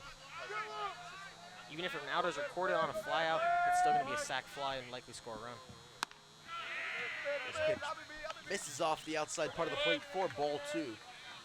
Tyler Cohen did not play any last season. This year, this is his 28th start, batting .218 coming into the day. Slugging .282. Swings this one. Foul down the left field line. Count now even at 2-2. Blaine Palmer trying to get another big out. Low to the bases, nobody out. Had a big strikeout to Tony DeJesus for the first out of the inning, trying to do something similar to Tyler Cohen. Double play is intact. Palmer 1 pitch away from getting out of this inning. This pitch, a high fastball, swung at and missed. 92 miles an hour from Blaine Palmer. Back-to-back strikeouts and 2 big outs here in the inning. You know, Jaden, I don't know what it was that Coach McCarty said to his pitcher, but since that mound visit, he's been lights out, striking out 2 prominent bats in the back half of this lineup. So now go from bases loaded and no outs to bases loaded and 2 outs while holding on to that 1-run lead. Yeah, the command has been good since that mound visit. There, the cutter, big swing and a miss from Ryan Scott. Scott, he's 0 for 1. He pinch hit, came in for his first at bat in the 5th. He's now playing first base. Had a deep fly out all the way to the warning track in left field. Off the bat, that ball was hit very high. Didn't think it had a chance to leave the yard. It traveled further than I thought. Ladisol having to make the catch up against the wall. Now Scott here with a 1-1 count. Bases loaded, 2 outs and a 1-run ball game. That pitch just catches the inside corner for a strike. And Blaine Palmer dealing right now, using that curveball on that front door right there. Not really a hittable pitch, but able to get it in on that inside edge. 1-2 the count to Scott. Palmer comes set. Goes the cutter once again. This one too far outside to get an offer out from Scott. Count now even at 2-2. And this is a big at-bat for both sides here. A strikeout would mean a lot towards ACU side. 2-2 pitch in the dirt for ball 3. Nowhere to put him. The bases are loaded with 2 outs here in the 6th. Palmer will have to make a competitive pitch and go right at the batter. Best pitch coming from the righty. Here's the full count pitch. Cutter outside, swung at, missed, strike 3. So after loading the bases with no outs, Blaine Palmer responds well with 3 strikeouts in a row to get out of the inning. The Wildcats still lead 4-3 going to the bottom of the 6th. The sun is setting here in Abilene, Texas. It's the bottom of the 6th inning. The Wildcats lead the Cardinals of Incarnate Word 4-3. 84 degrees now here in Abilene, Texas. When they settle down, the flags barely blowing out in left field. Maddox Misi up to bat for the Wildcats. He takes ball 1. Misi 0 for 1 on the day. Was hit by a pitch in his first at bat, scored a run, then struck out in the 4th. That pitch in there for a strike, 1-1 the count. Dave Johnson back on the mound for the Cardinals. He's through 1 1/3, has not allowed a hit yet or a run. He struck out one ACU batter of the 4 that he's faced. A pitch in there for strike 2. 1-2 the count to Misi. Johnson working fast out of the windup. Spikes this breaking ball though, slipped off the mound. Count now 2-2.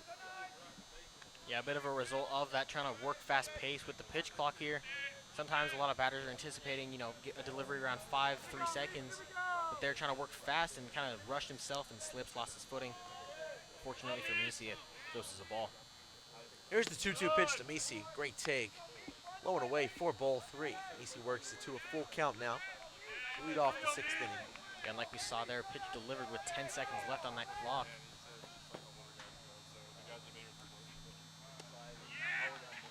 Breaking ball down in the dirt, swing and a miss from Maddox Misi on the full count pitch. Dave Johnson retires another ACU batter. First out here in the 6th inning is a big one. Number 19, Well, it didn't look like working fast was going to pay off for him, but he does get the strikeout in the end of it. Curious to see if he's going to continue to work fast now that Staley saw that sitting on deck. Might be able to make an adjustment. 2 seconds into the pitch clock, he throws the first pitch here to Aaron Staley. Diving stop by the third baseman, Tyler Cohen. Throws over to first and gets the out. Great play over at the hot corner to retire out number 2. Yeah, and that's a great play over on the hot corner. Ranging throw. Just got Aaron Staley. the catcher, number 32, Quick 2 outs here Nielsen. for the Cardinals. Johnson, we mentioned, working fast. That one is out of the windup. Still 18 seconds left on the pitch clock when he threw that one. Staley offering at the first pitch. Rounds out the 3rd. Now Jack Nielsen in the box for the Wildcats. Will take the first pitch. It's a fastball in there for strike 1. Well, one thing to watch is the eye contact being made between the batter and the pitcher. Pitcher not allowed to start his movement until the batter's looking up. That is an issue that ACU has had with some previous pitchers. A couple of series ago, had some pitchers not waiting for that eye contact and had some issues with umpires.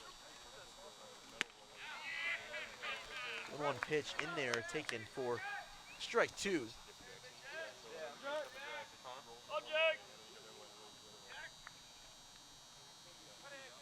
Nielsen in the box now. Nobody on, 2 outs. Here's a off-speed pitch just off the outside part of the plate. Ball 2. Well, you're seeing Jack Johnson speeding up this game right here. Nielsen chops this one over to 3rd. Cohen fields it, fires it across, and it's another 3-up, 3-down inning. That's back-to-back 3-up, 3-down innings for Dave Johnson retiring on the mound. We're through 6. We're going to the 7th here in Abilene, Texas.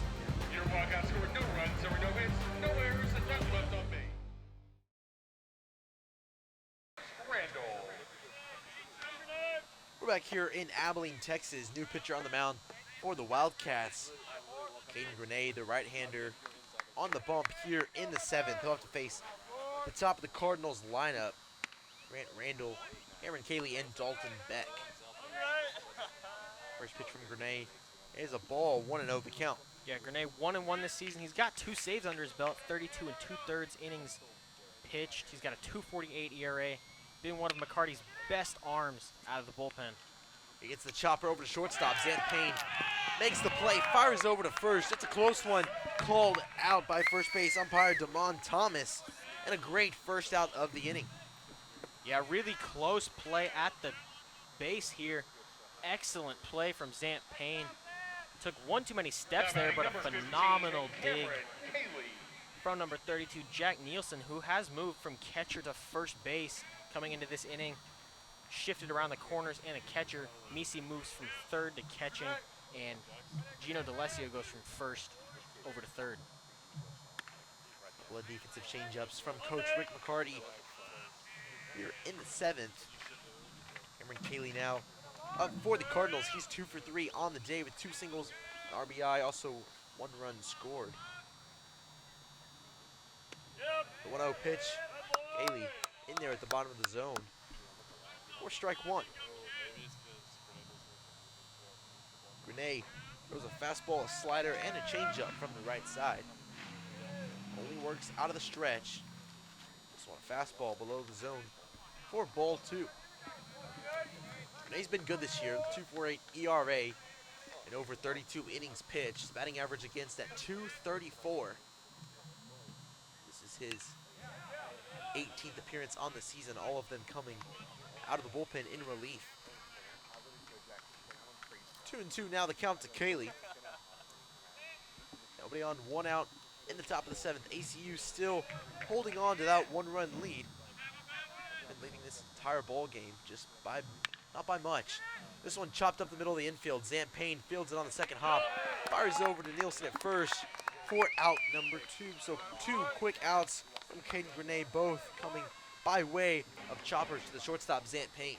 Yeah, Zan Payne's had a busy day, as shortstops typically do, but especially here, 2 6-3 putouts to start this 7th inning.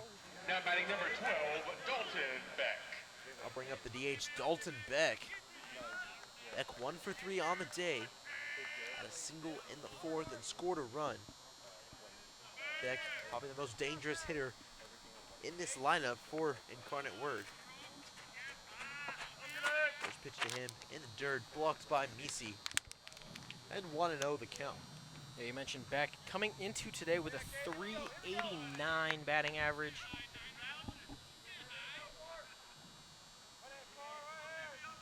Beck bats from that left side. Infield shift. Benjamin Greer playing deep over at second base, practically shallow right field. It's the 1-0 pitch, misses way above the zone for ball 2. Sam Payne will shade towards the middle of the infield, just left of that second base bag. And then Gino D'Alessio, the new third baseman, coming over from first. He'll play deep in that 5-6 hole. 2-0 the count. Grenade comes set. This one misses up and away once again. Beck hasn't even seen a pitch able to hit so far in this at bat. Now, it looks like an intentional walk, or at least pitching around the guy, maybe try to get him to flare something off. But this shift, like we saw in the 4th inning, something that Beck actually hit through, lined a hard ground ball in that 3-4 hole, started a rally that scored 2 runs. All 4 pitches to Dalton Beck missed high. Nothing he could hit. He does have 14 home runs on the year, so a power threat and ability to tie this game up with just 1 swing, but he'll be put on first base for free. And J.D. Gregson, who is now catching, he'll be up for the Cardinals. Yeah, Gregson 0 for 3 on the night. Reached on an error by the first baseman in the 5th. Besides that, 2 strikeouts. So definitely the out Caden Grenay prefers to get to end this inning. Runner goes. Misi has trouble handling it. That one in and out of the glove. After run over to the on-deck circle over by the first base dugout to retrieve that one. As Dalton Beck has a stolen base and is now in scoring position with 2 outs in the inning. Yeah, and Beck not only a power threat like you mentioned with those home runs, but also a bit of a speedster here. 14 home runs on the season.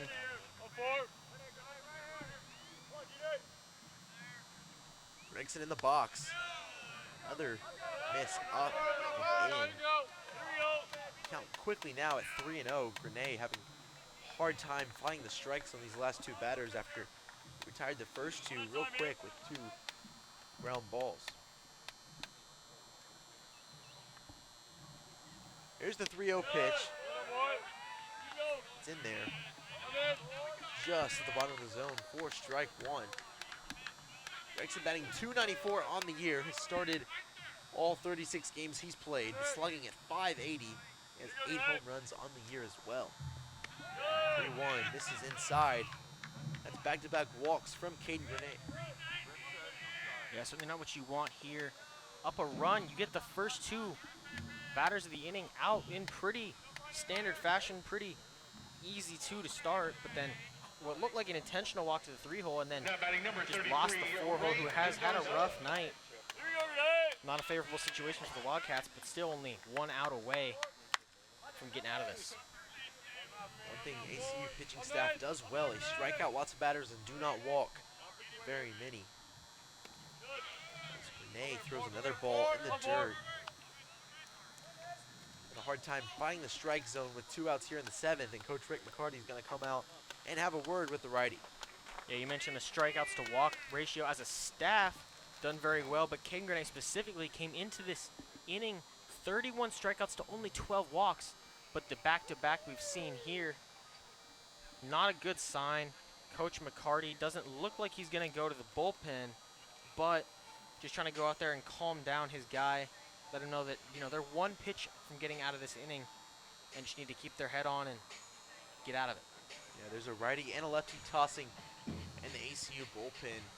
Now ACU has only walked, coming into this game, 187 batters as a staff. That is opposed to 226 batters that opponents have walked. So they do a good job of keeping that number down. Strikeout-wise, 432 strikeouts as a staff coming into this game.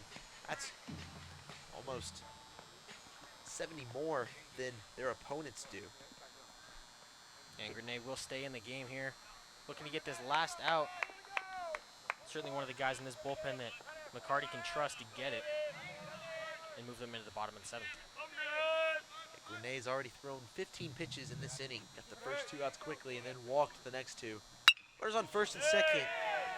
Ray Mendoza up. He hits this one high into right field. Staley will call off Greer and make the catch for out number 3. 2 runners on base, but they'll be left out there. ACU still leading in this ballgame, 4-3. It's stretch time here in Abilene, Texas. Be right back on ESPN Plus.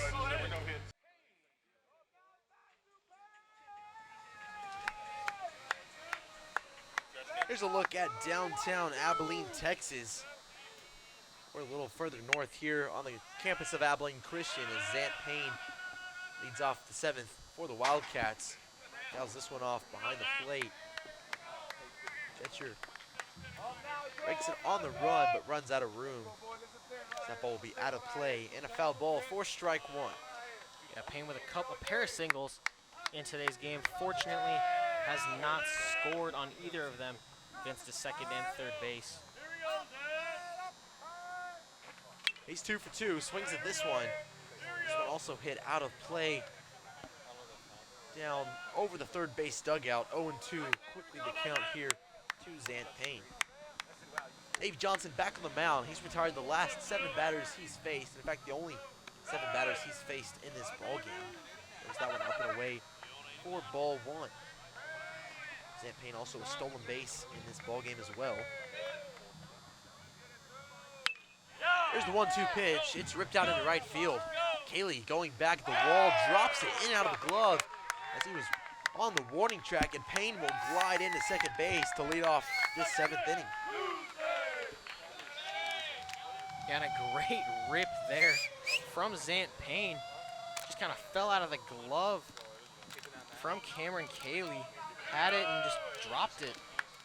Might have been looking out at the wall, made sure it didn't collide. So Wildcats fortunate from the air in right field, able to have their leadoff runner on second base. Yeah, that'll probably be scored as an error with it going in and out of the glove of Cameron Cayley, but regardless, a good swing by Zant Payne on a 1-2 count. He's on second now, lead off the inning, and back to the top of the order, Miller Ladisall. Ladisall had a single back in the 4th. He's now 1 hit away from tying the ACU program record. And a double away from becoming the all-time leader here at ACU in doubles. Love to see an RBI double from Ladisall here in the 7th. That insurance run for ACU. Of course, put him in the record books for the Wildcats as well. He rips at that one, but misses. 1-1 the count.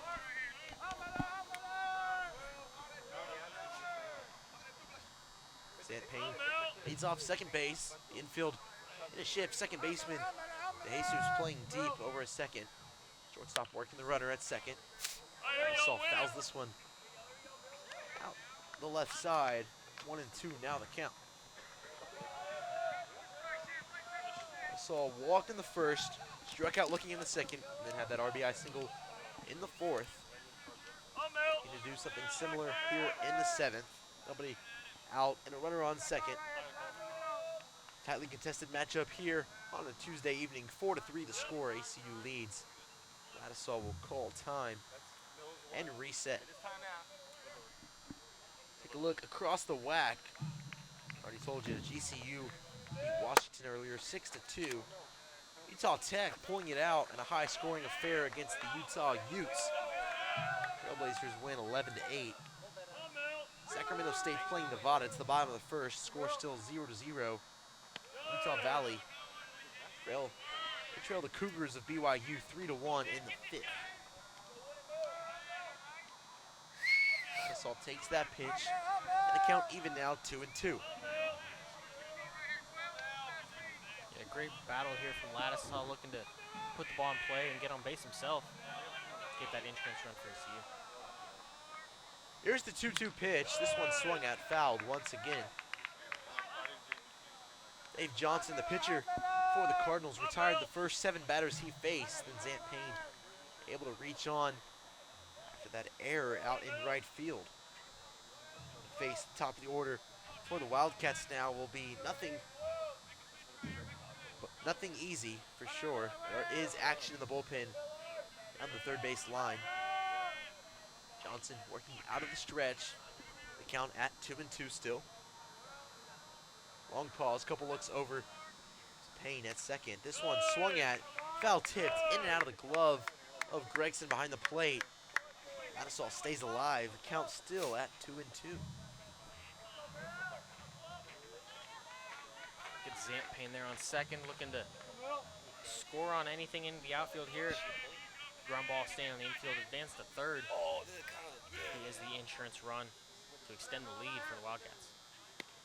There's the 2-2 pitch again, swung at and missed. The changeup, lots of run to it.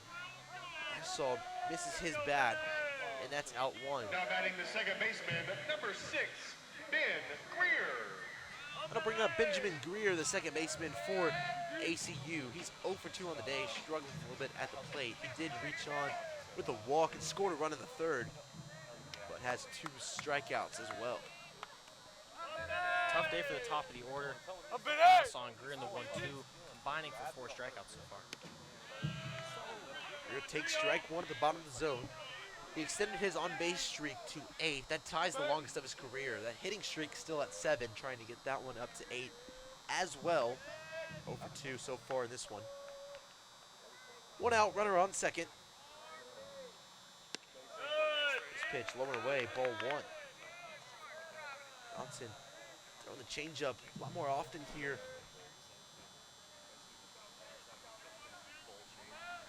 Changeup at 81 miles per hour there, sitting right around that 80 mile per hour mark. Lots of horizontal run. Arm side moving away from a left-handed batter. Here's the 1-1 pitch. It's low and in. Take it. And called a ball. 2-1 now the count. And a very patient approach here from Benjamin Greer. Struck out on 3 pitches his last at-bat. See there, Gino D'Alessio. He's on deck for the Wildcats. This one grounded to the right side sharply, but foul. Count will now move to 2-2 to Benjamin Greer. D'Alessio on deck, Garrett Williams behind him. D'Alessio and Williams a collective 0 for 6 on the day. That 3 and 4 hole. The heart of this ACU order has not been great at the plate, but the bottom half has made up for it, scoring 4 runs in 6 in the third innings. Here's the 2-2. Foul once again. This one dribbling over to the third base dugout. Greer stays alive. 2-2 the count. Dave Johnson having to throw several pitches so far in the 7th. Pitch count now up to 33. He struck out Ladisol. That was a big out. Runner on second, nobody out. Now Greer, this one a check swing off the outside part of the plate, called a ball. I'll check down third base umpire. Did he go? No, he didn't. Count now full, 3-2. Yeah, this has been a great at-bat for Benjamin Greer, being patient, forcing Johnson to slow down a little bit, something that no one on this ACU lineup has been able to do since he entered the game. Johnson comes set. Here's the pitch. This one ripped into right field on the ground. Payne rounding third. He'll come home. Here's the throw. The tag safe. Greer takes second on the throw, and a big RBI single to extend this ACU lead now to 5-3. Yeah, that's an excellent at-bat there from Benjamin Greer, able to battle back after being down in the count, and then just lines a ground ball into right field and has a heads-up base running play there, grounding first base, sees that the cut man is going to let that sail over to home plate and takes second base. So some good base running here in the 7th inning from the Wildcats. Gino D'Alessio will step into the box. He's 0 for 3 on the day, as we mentioned earlier. A grad student from Milwaukee, Wisconsin. He's had a great season so far. First pitch in this at-bat is in the dirt, blocked by Gregson, but good base running by Benjamin Greer once again to be able to take third. A runner on third, less than 2 outs, and D'Alessio, another RBI opportunity. Yeah, and Benjamin Greer, we've seen it all night, proving that he's got some speed and is able to use it. He walked into third and then stole second and moved to third on a pass ball, so a very similar situation here, depending on how you rule it, has the exact same thing, the single, or if you call it a double, just moving on the pass ball. But if you rule that a single that he just hit, stealing second base and then moving on a pass ball for an identical situation, hoping to score to complete that. Yeah, Coach Schatzberger is going to come out and check on his catcher, J.D. Gregson. He moved there a couple innings ago after starting the game over at first base. Pitch blocked just off the shoulder of Gregson. Everything okay. He's back in the ball game now. Pitch to D'Alessio, up and in. Called a ball. Count now 2-0. D'Alessio leads team in batting average, RBIs, and home runs. He leads the WAC with RBIs, also batting average. Another chance to pick up another RBI here. That one fouled behind backstop. 2-1 now the count. D'Alessio was the Week 5 Player of the Week. Hitting .393 with runners in scoring position. This one hit hard, but foul. 2-2 now the count. Johnson, the velo starting to tick down a little bit. That one there, upper 80s. He's been sitting lower 90s with a lot of arm side run. Now with 1 out in the 7th, he comes set. Here's the pitch. This one flied out into right field. Greer back on the bag. He'll tag. He'll come home. Here's the throw, but Greer reaches safely in time. An RBI sac fly from Gino D'Alessio. That's his 53rd RBI on the season. He still leads the WAC. And another sac fly from ACU. Now batting number 7. Yeah, and that's just, you know, taking the humble moment there and sacrificing yourself there to score the run and add on to this lead. Gino D'Alessio, while it won't go down as a hit, shares the same value in getting that RBI and extends the ACU lead 6-3. ACU coming into today was second in the nation in sac flies. Big part of their offense, getting the job done with the runner on third and less than 2 outs. Another example of it there from Gino D'Alessio. So 2 outs in the inning, nobody on, but ACU leads 6-3 now here in the 7th. Garrett Williams in the box. He's 0 for 3 on the day as well. 2 groundouts and a strikeout. Count 1-1 to him. Yeah, you mentioned that small ball offense that Rick McCarty loves to play here at ACU, whether it's getting bunts down to advanced runners or getting bunt singles, keeping it on the infield, or extending that into the outfield with sac flies, second in the nation. It's a staple of this ACU offense and is what has allowed them to be so successful. And it's a very selfless team under Coach Rick McCarty. It's really always been that way in his several seasons here at ACU, something he prides himself on, preaching selflessness to his players. They really buy into that, and it's shown this year, this season, with the amount of sacrifice bunts they've laid down, the sacrifice flies they've hit. They have a lot of fun doing it. certainly a bit of a unique program here at ACU, especially in today's kind of baseball culture. A lot of home runs, a lot of showmanship, but ACU very humble, very sticking by the book, doing the fundamental things right, and doing it right for each other to reach that common goal. And Garrett Williams is a big part of this locker room and the selflessness in it. Great piece to this ACU lineup. Bats in the cleanup spot today. Having a rough day so far, but faces a full count here. Hits this one, lines it up into center field for the 2-out single. And his first hit of the ball game. Just what Garrett Williams needed to get going in this one. Yeah, just as we mentioned, the struggles he's been having at the plate. Finds a barrel, gets his hands to it, and then just lines one right up the middle. Nice solid single there. Extending the inning and just continuing to play small ball.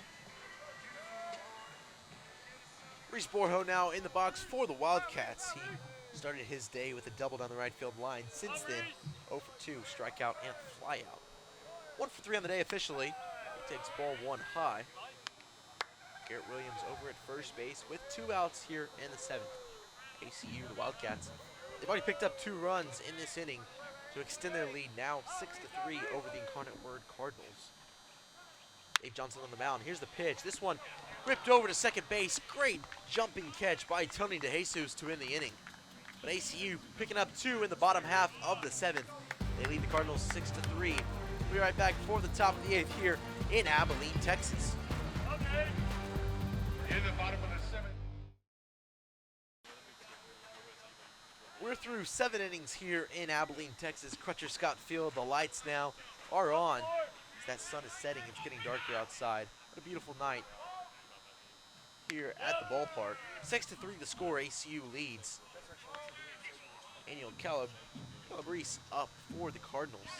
He's 1 for 3 on the day, a single and a strikeout. The junior from Colleyville, Texas.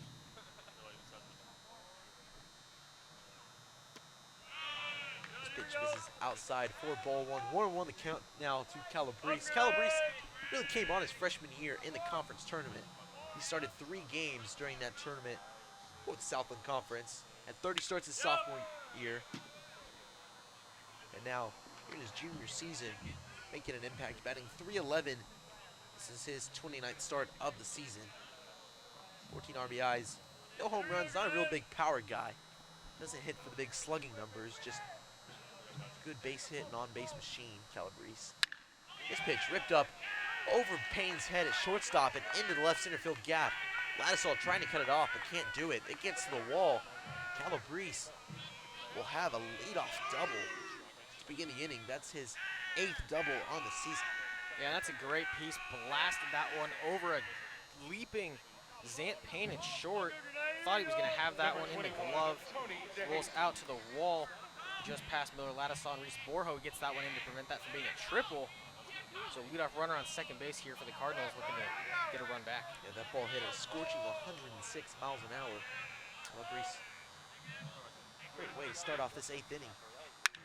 Tony DeJesus, he'll offer at the first pitch. Hits this one deep out into right field. Staley on the run, makes the grab. Calabrese will tag from second. He'll go to third, but a good catch by Aaron Staley to keep that one from falling in for another extra base hit for the Cardinals. Yeah, and taking a look at this replay, that's a phenomenal grab. Often in the outfield, the hardest ball to catch is the one hit right at you. Fortunately, reaches up behind his head. Not even sure if he could see that he was catching that one, but threw the glove up there and got it. It's a huge out here while the runner does advance. And that ball getting down there probably ends up in a double or a triple for the Cardinals and scores a run. So definitely a run saved there from Aaron Staley. Yeah, he's been good out in the outfield this year so far. Getting several starts recently and over the last couple of weeks. The defense, definitely a big part of it. Grenade still on the mound for the Wildcats. Will have to face Tyler Cohen. He's also 1 for 3 with a single and a strikeout today as well. He scored a run back in the 5th. Some good base running, tagging on 2 deep pop flies. This one rounded over to the right side. 0-2 now the count. And Grenade in his second inning of work. We can close the book on Blaine Palmer. Went 2 2/3, giving up 3 hits and a run. Two walks and 4 strikeouts, and set the tone for Grenade to come in and hopefully close this one out. Here's the 0-2 pitch. It's ripped out into right field. That'll be an RBI. Falls in front of Aaron Staley. Incarnate Word responds right back with another run here in the 8th. The lead still in favor of ACU at 6-4. Yeah, take a look at the replay there. That ball just ripped into the hole, hitting it where they aren't. And a great showcase of true power hitting here in the top of the 8th for the Cardinals. So the 9 hole will be up for the Cardinals. Ryan Scott. Scott pinch hit in the 5th, had a deep fly out.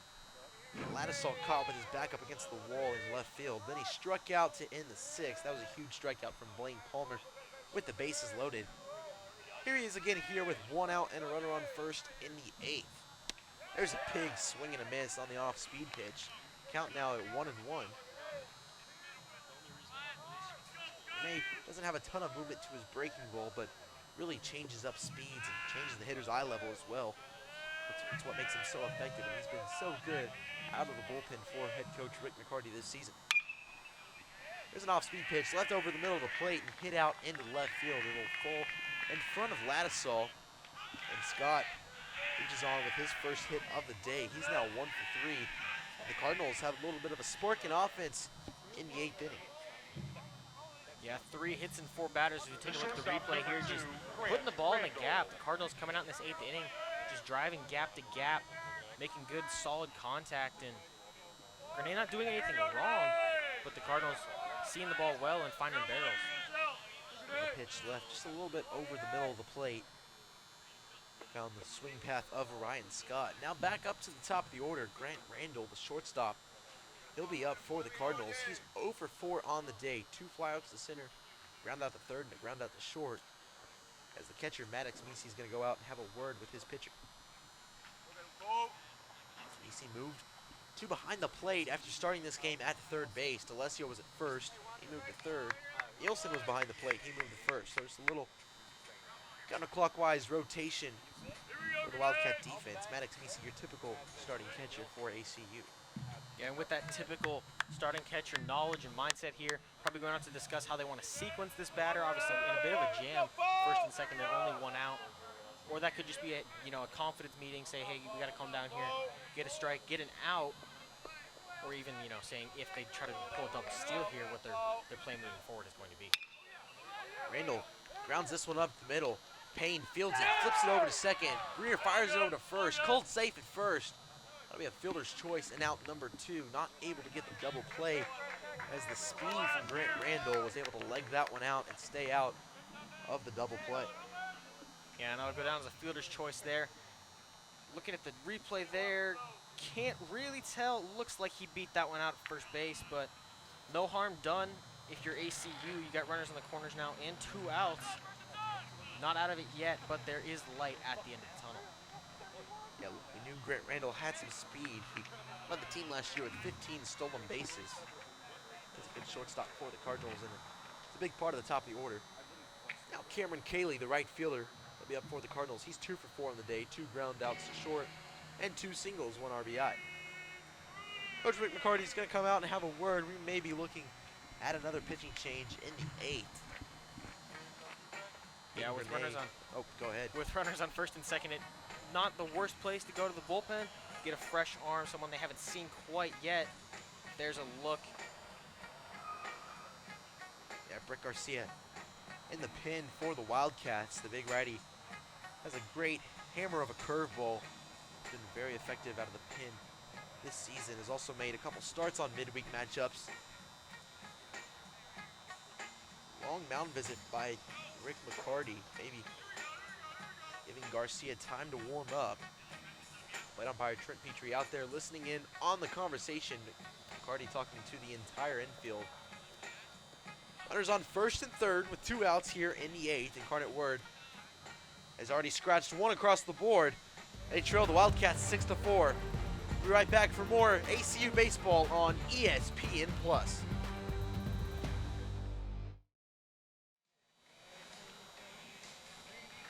There's a look there at Moody Coliseum on the campus of Abilene Christian University. That's where Wildcats play men and women's basketball. New pitcher in the ball game for ACU, Brett Garcia, coming in relief here in the 8th inning.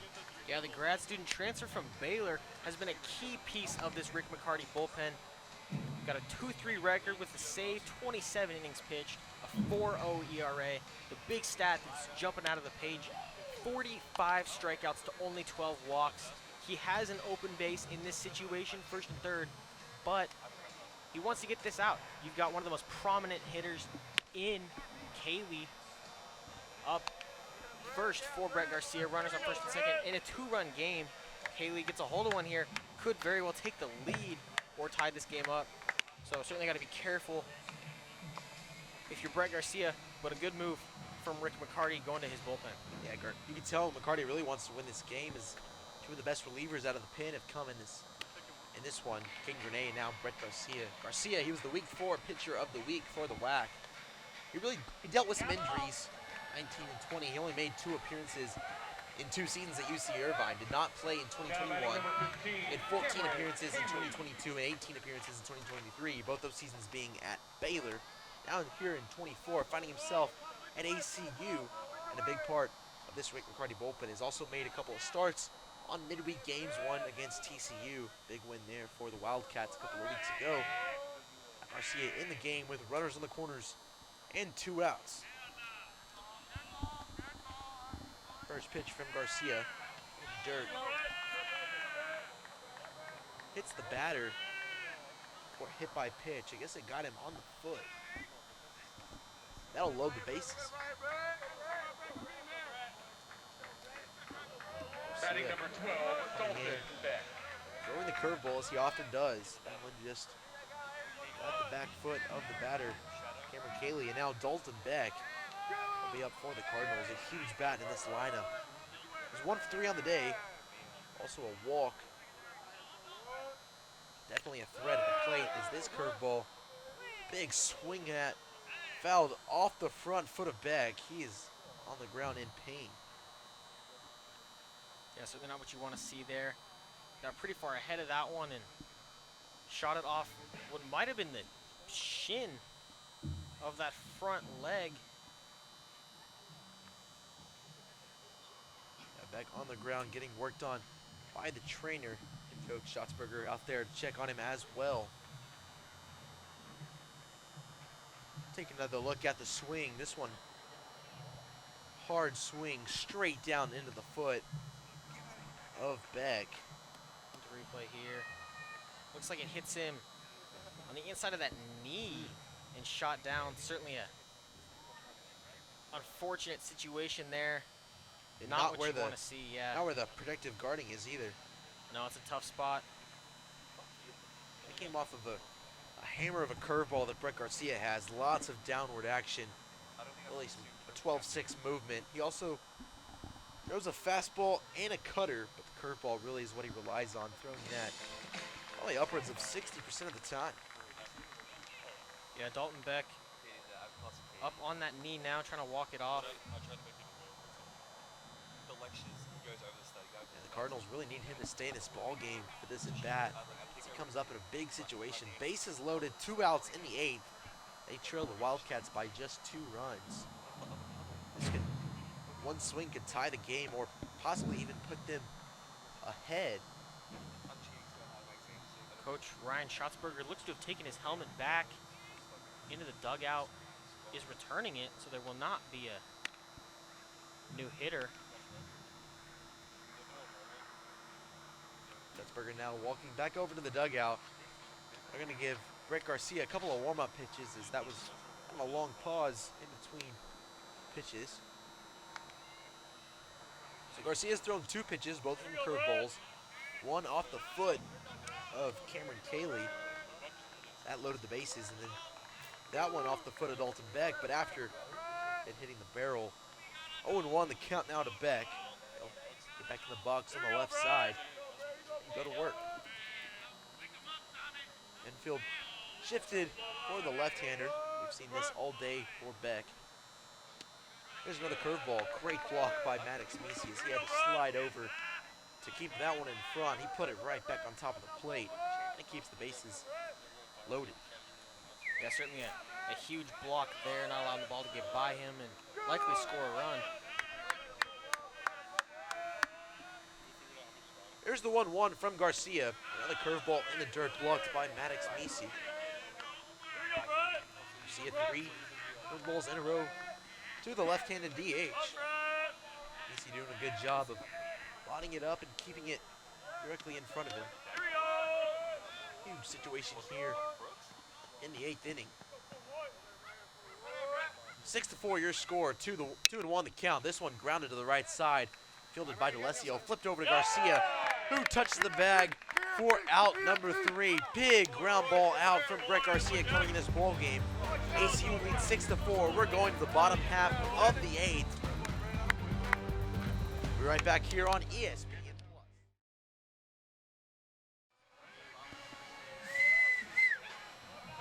It's a great ball game here at Crutcher Scott Field in Abilene, Texas. ACU leads Incarnate Word 6-4 in the bottom of the 8th. Maddox Misi leading things off for the Wildcats. There's a new pitcher in the game, Danny Davis. He's on the bump now for the Cardinals. Davis, a senior from Plano, Texas, transferred in from Cisco Junior College, has a big frame sitting at 6'6", 215. There's the 1-0 pitch to Misi. It's in there on the inside corner, the breaking ball for strike 1. Back in 2021 and 2022, Danny Davis at Cisco Junior College had a 4-1 record. Both those years, in 2023, he did not play. Now he finds himself coming out of the bullpen. Incarnate Word posts the best ERA for the Cardinals so far at 1.13. He's only pitched 8 innings though. Making his 7th appearance on the year. Misi now facing a 2-1 count. This one misses outside for ball 3. Yeah, Misi with a patient approach here, struck out twice after being hit by a pitch in his first at bat. Looking to get the ball rolling here in the 9th the 8th, add on to their lead. Davis working out of the stretch, even with the bases empty. They'll put a runner on first. Maddox Misi gets a 3-1 pitch high for ball 4. Number 19, Aaron Staley. Yeah, and that's a great set the tone at bat for Maddox Misi. New pitcher coming into the game, not going to give him anything. Coach Schatzberger, he's going to quickly jog out of the dugout and come visit with his infield. Not sure what the hurry is. Aaron Staley, he'll be up for the Wildcats. Staley attempted to lay down a bunt. Couple innings ago, he reached on an error by the first baseman. He's been caught at second once and then caught stealing over at third. Does have one stolen base. But he's 0 for 2 on the day. Mound visit is now over with. Infield back to their positions. To the plate, number 19, Aaron Back on the bump for the Cardinals. Leadoff runner reached after a walk.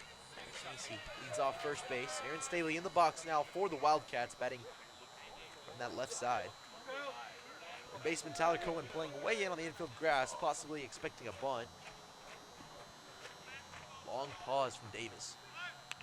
Here's the bunt, down from Staley. It's a good one down the third base line, and he legs it out for the single. Showing off the wheels as that bunt was placed perfectly, just a couple of feet off the baseline. You know, it's easy to say in retrospect, but I think that might have been exactly what Ryan Schatzberger was telling his infield may be the case, and great replay there. Excellent camera work from the ACUTV staff. Shows that he just put a perfect bunt down and legged it out. First and second, no outs here to start the bottom of the 8th. And Cohen really no chance, even though he was playing so far in the infield grass. Still not able to make a play as the speedy Staley able to leg that one out for the infield single. Now the first two batters of the inning are on for ACU. Jack Nielsen in the box. He'll show bunt way early. First baseman Ryan Scott comes screaming in. He's only about 30 feet away from the plate. Ball was pulled back and taken for ball 1. Yeah, it's curious to see how this gamesmanship is going to play out here. Where that was just a fake punt to keep him off his rhythm. He's going to show again. First and second, no outs. Nielsen will offer at this one. He lays it down slightly towards the third base side. Davis picks it up and fires over to first for the out, but the runners do advance to both second and third. Nielsen doing his job here in the 8th as ACU tries to tack on a couple more insurance runs late in this ballgame. Yeah, that's a great sack bunt there. Being selfless, playing small ball like we mentioned and we're talking about earlier. And going back to that, the Wildcats scored 6 runs and have runners in second and third here with 1 out in the 8th. Only 1 extra base hit, Jaden. 1 extra base hit, putting up 6 runs, just playing baseball for each other, doing the small things right, taking free bases, advancing when the defense is slowing down a little bit, and it's paid off so far. It's been a very scrappy offense in today's ball game. Zan Payne, though, he'll hit this one deep out into right field. At the wall, it short hops the right center field wall. Payne will reach second easily. Staley rounding third. Here's the throw home. Staley slides in safely around the tag. That's a 2 RBI double for Zant Payne.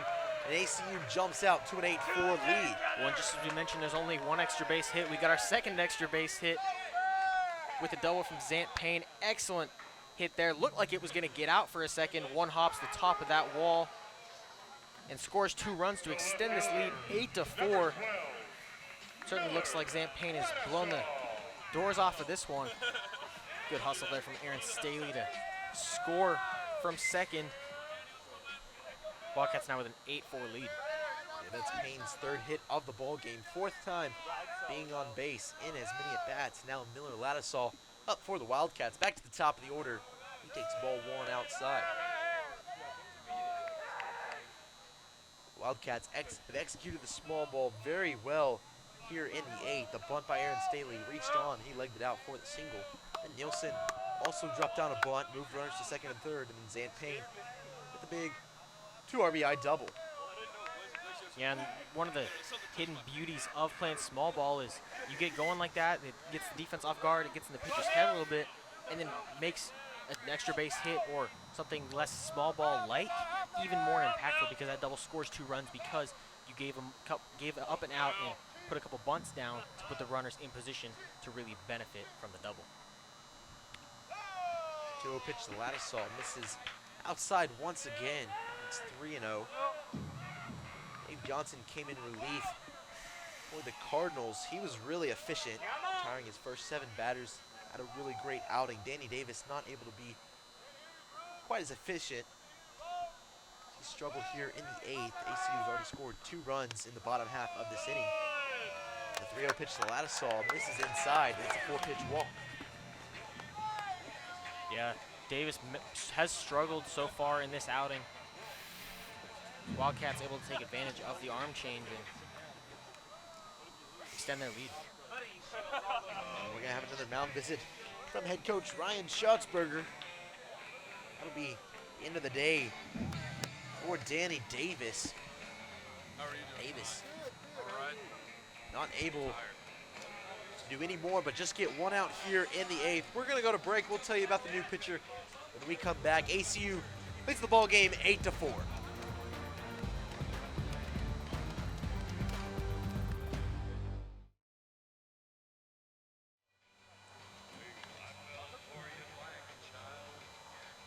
Welcome back. It's the 8th inning. ACU leads the ball game 8-4. New pitcher in the ball game for the Cardinals, Adam Bird, the Southpaw junior from Mesquite, Texas, transferred from right here at ACU. Yeah, this season he's 0-2. He has 3 saves in 17 and 2/3 innings pitched, a 2.55 ERA, 21 strikeouts, and 14 walks. He's been great.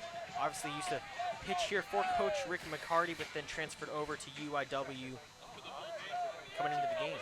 He's been good so far out of the bullpen for the Cardinals, looking to come in and limit the damage. ACU 1 out in the inning, but runners on first and second. They've already scratched 2 across the board to extend the lead.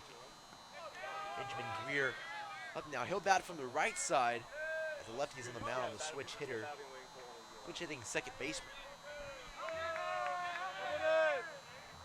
Greer 1 for 3 on the day. Had a single in his last at bat. scored 2 runs and also struck out twice. A count at 1-1.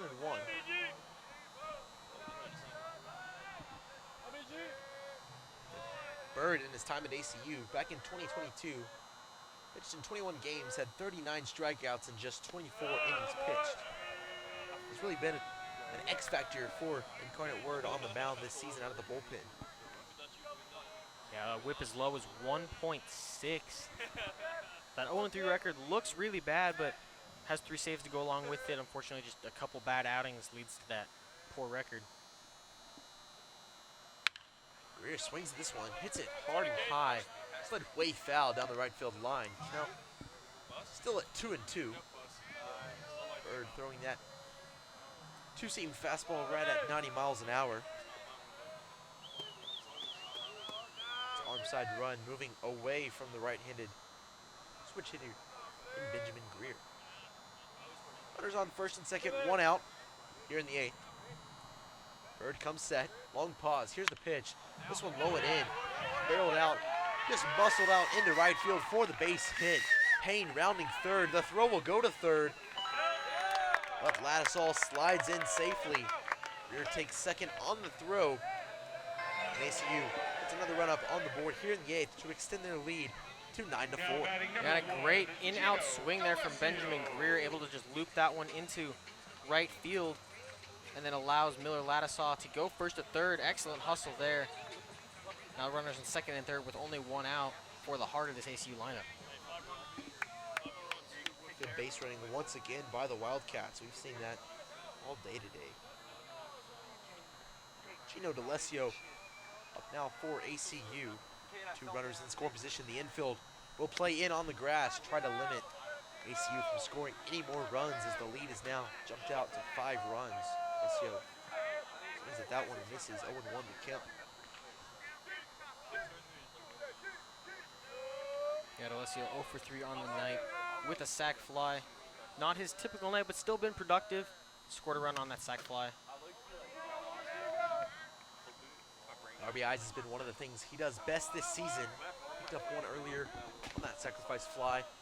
That was a chance to pick up a couple of more with 2 runners in scoring position. Coming into today, he was batting .393 with runners in scoring position. It's the whack. Now with 53 RBIs.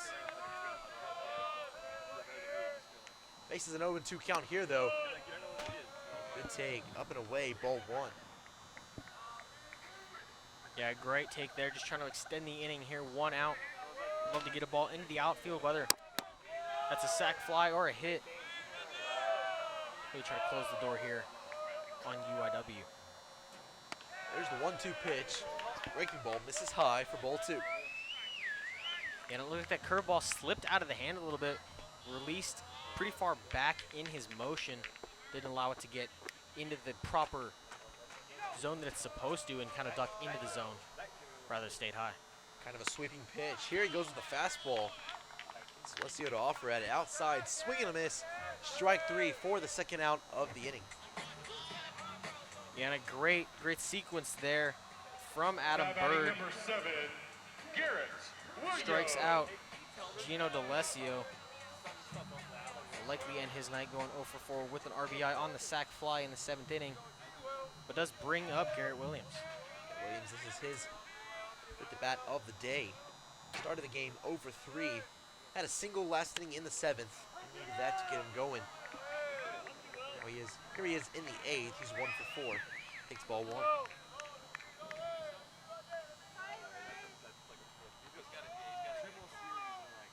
Williams has 21 RBIs on the year. Chance to pick up a couple of more in the 8th. So ACU can just blow this one open. Hard swing, fouled straight back. Williams just missed that one. You see the smile on his face as he wasn't far off of that. Oh, and lucky for UIW and Adam Bird that he was off of that one. That ball middle, made contact. It might have been a ways down I-20.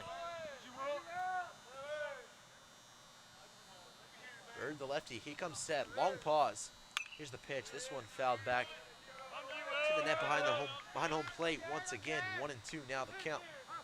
And Garrett Williams just late and a bit under that one.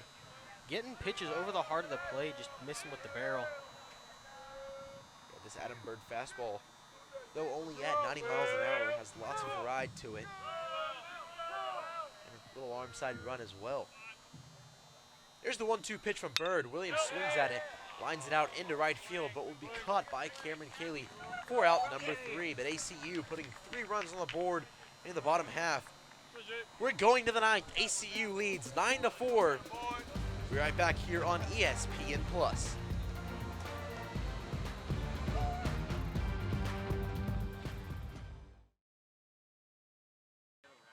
We're back here. It's nighttime in Abilene, Texas. We're across campus at Crutcher Scott Field. Top of the 9th inning. ACU leading the ball game 9-4 over Incarnate Word. New pitcher in the ball game for ACU, Cade McGar, coming in. Closer role, not in a save opportunity, coming in out of the bullpen for the Wildcats. Yeah, McGar this season has a 3.6 ERA, a 1.72 whip, 2-6 record, 4 starts on the year, 18 appearances, 25 total innings pitched. Gets an easy out number 1 right there. Coming in for Brett Garcia, worked an out in the 8th. Able to avoid the danger set up by Caden Grenade. Looking to close this one out. Cade McGar will be the 5th pitcher of the day for the Wildcats. He gets J.D. Gregson to ground over to first base for out number 1. Ray Mendoza now batting for the Cardinals. First pitch to him. In there, low and in for strike 1. Cade McGar is in that closer role this season for the Wildcats. A two-way player, also plays some middle infield. Leads the team and the WAC with 3 saves this season. Of course, not a save opportunity here with a 5-run lead in the 9th. McGar trying to finish this midweek game up before ACU will have to travel down to Arizona for a really tough and important conference matchup against GCU. They'll play 3 games this weekend, 1 on Friday, and 2 on Saturday, and game 3 Sunday afternoon. Those games on ESPN Plus as well. Yeah, a very pivotal home stretch here for the Wildcats and every team in the WAC. Everyone looking to fight for those top 8 spots in the tournament in Mesa, Arizona. Later this May, ACU and Grand Canyon in the 1-2 punch pretty much solidified their names in the top 8 there. Now it's just going to be a matter of seeding. Grand Canyon been red hot, swept California Baptist a couple weekends ago. ACU gonna fight, hopefully end up in that top 2 and make a run in the WAC tournament. Yeah, right now ACU tied in that 2nd spot with Tarleton State and Utah Valley. All 3 of them sit at a conference record of 15-9. Of course, ACU won both of those series, so they hold that 2nd spot right now just below Grand Canyon. Ray Mendoza has found himself here in a full count against Cade McGar.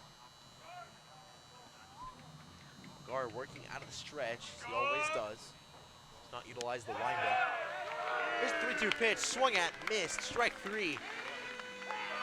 Nasty changeup from McGar. Puts Mendoza down on strikes. Yeah, great pitch to finish off Mendoza's night.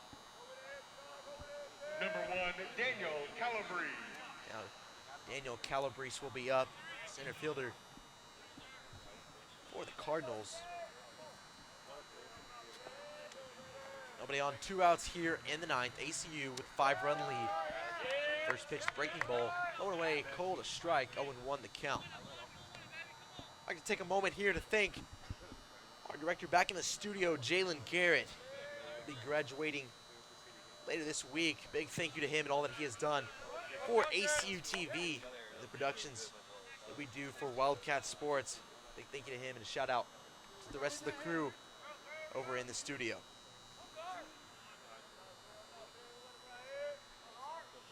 One and one the count to Calabrese.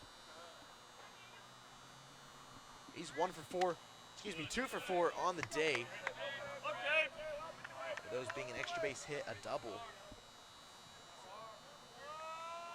A double last at bat back in the 8th, scored a run as well. now faces a 2-1 count. He swings this one, grounded to the left side, backhanded by Payne. He throws it on the run, but not in time. Would have been a sweet play. Calabrese legs it out for the infield single. Well, a great stop nonetheless in that 5-6 hole. Very Derek Jeter-esque, dare I say. Unfortunately doesn't get him at first base, but what could have been for Zant Payne, nonetheless a great stop. Number 21. Yeah, there's the jump throw, moving away from the infield, out in the left field territory out there. With 2 outs, the Cardinals find a runner on first base, and Tony DeJesus will be up. DeJesus 0 for 3 on the day, swings the first pitch, grounds it up the middle of the infield, and he also has a 2-out base hit. 2 runners on now for Incarnate Word late in this ballgame. Yeah, and a bit of a rally brewing here. McGard needs to take a second, step off, take a deep breath, and then recenter. You got 2 outs and plenty of cushion. Just go out there, throw strikes, and let your defense work. McGar, a 4-pitch mix, fastball, sinker, slider. Also often uses the changeup as his put-away pitch. It's a really great changeup with lots of arm side run. Runners on first and second, 2 outs here in the 9th. Tyler Cohen up to the plate. Cohen 1 for 4 on the day. Hits this one high in the air, out towards center field. Payne standing under it. Borjo calls him off. There's a collision, and the ball is on the ground. 1 run will score. Another runner to third. Batter Cohen will reach second base safely. Incarnate Word puts up 1 more run here in the 9th inning. Make the score 9-5. Yeah, taking a look at this replay, just a lack of communication between Payne and Borjo. And then Borjo had to dive and kind of take his eyes off to make sure he wasn't sliding into Zant Payne on the ground. And unfortunately, bounces off of his leg there. So Ryan Scott now up for the Cardinals. He's 1 for 3 on the day after coming in this ball game in the 5th. Got a big swing out in the left field, another hard swing in the left field, but did go for a base hit in the 8th. It's ball 1. 1-0 the count now to Scott. Gar working. There's the breaking ball, swung at, missed, strike 1. And a big swing induced there from that curveball. Looks great out of the hand and then just rolls off the table as he gets to the plate. Excellent pitch there from McGar. This pitch grounded to the left side. D'Alessio will field it. Fire it over to Nielsen at first, and that'll be out 3 and in the ball game here in Abilene, Texas. A midweek matchup between ACU and Incarnate Word ends in a Wildcat win, 9-5 on this Tuesday evening. ACU travel to Arizona to play GCU later this weekend. There's only 6 more regular season games left for the Wildcats. That'll be all here in Abilene, Texas for Jaden West, Roman Raffelli, Jalen Garrett, and the entire ACUTV crew. We're signing off for the night. We'll see you next week. Have a great night and be safe.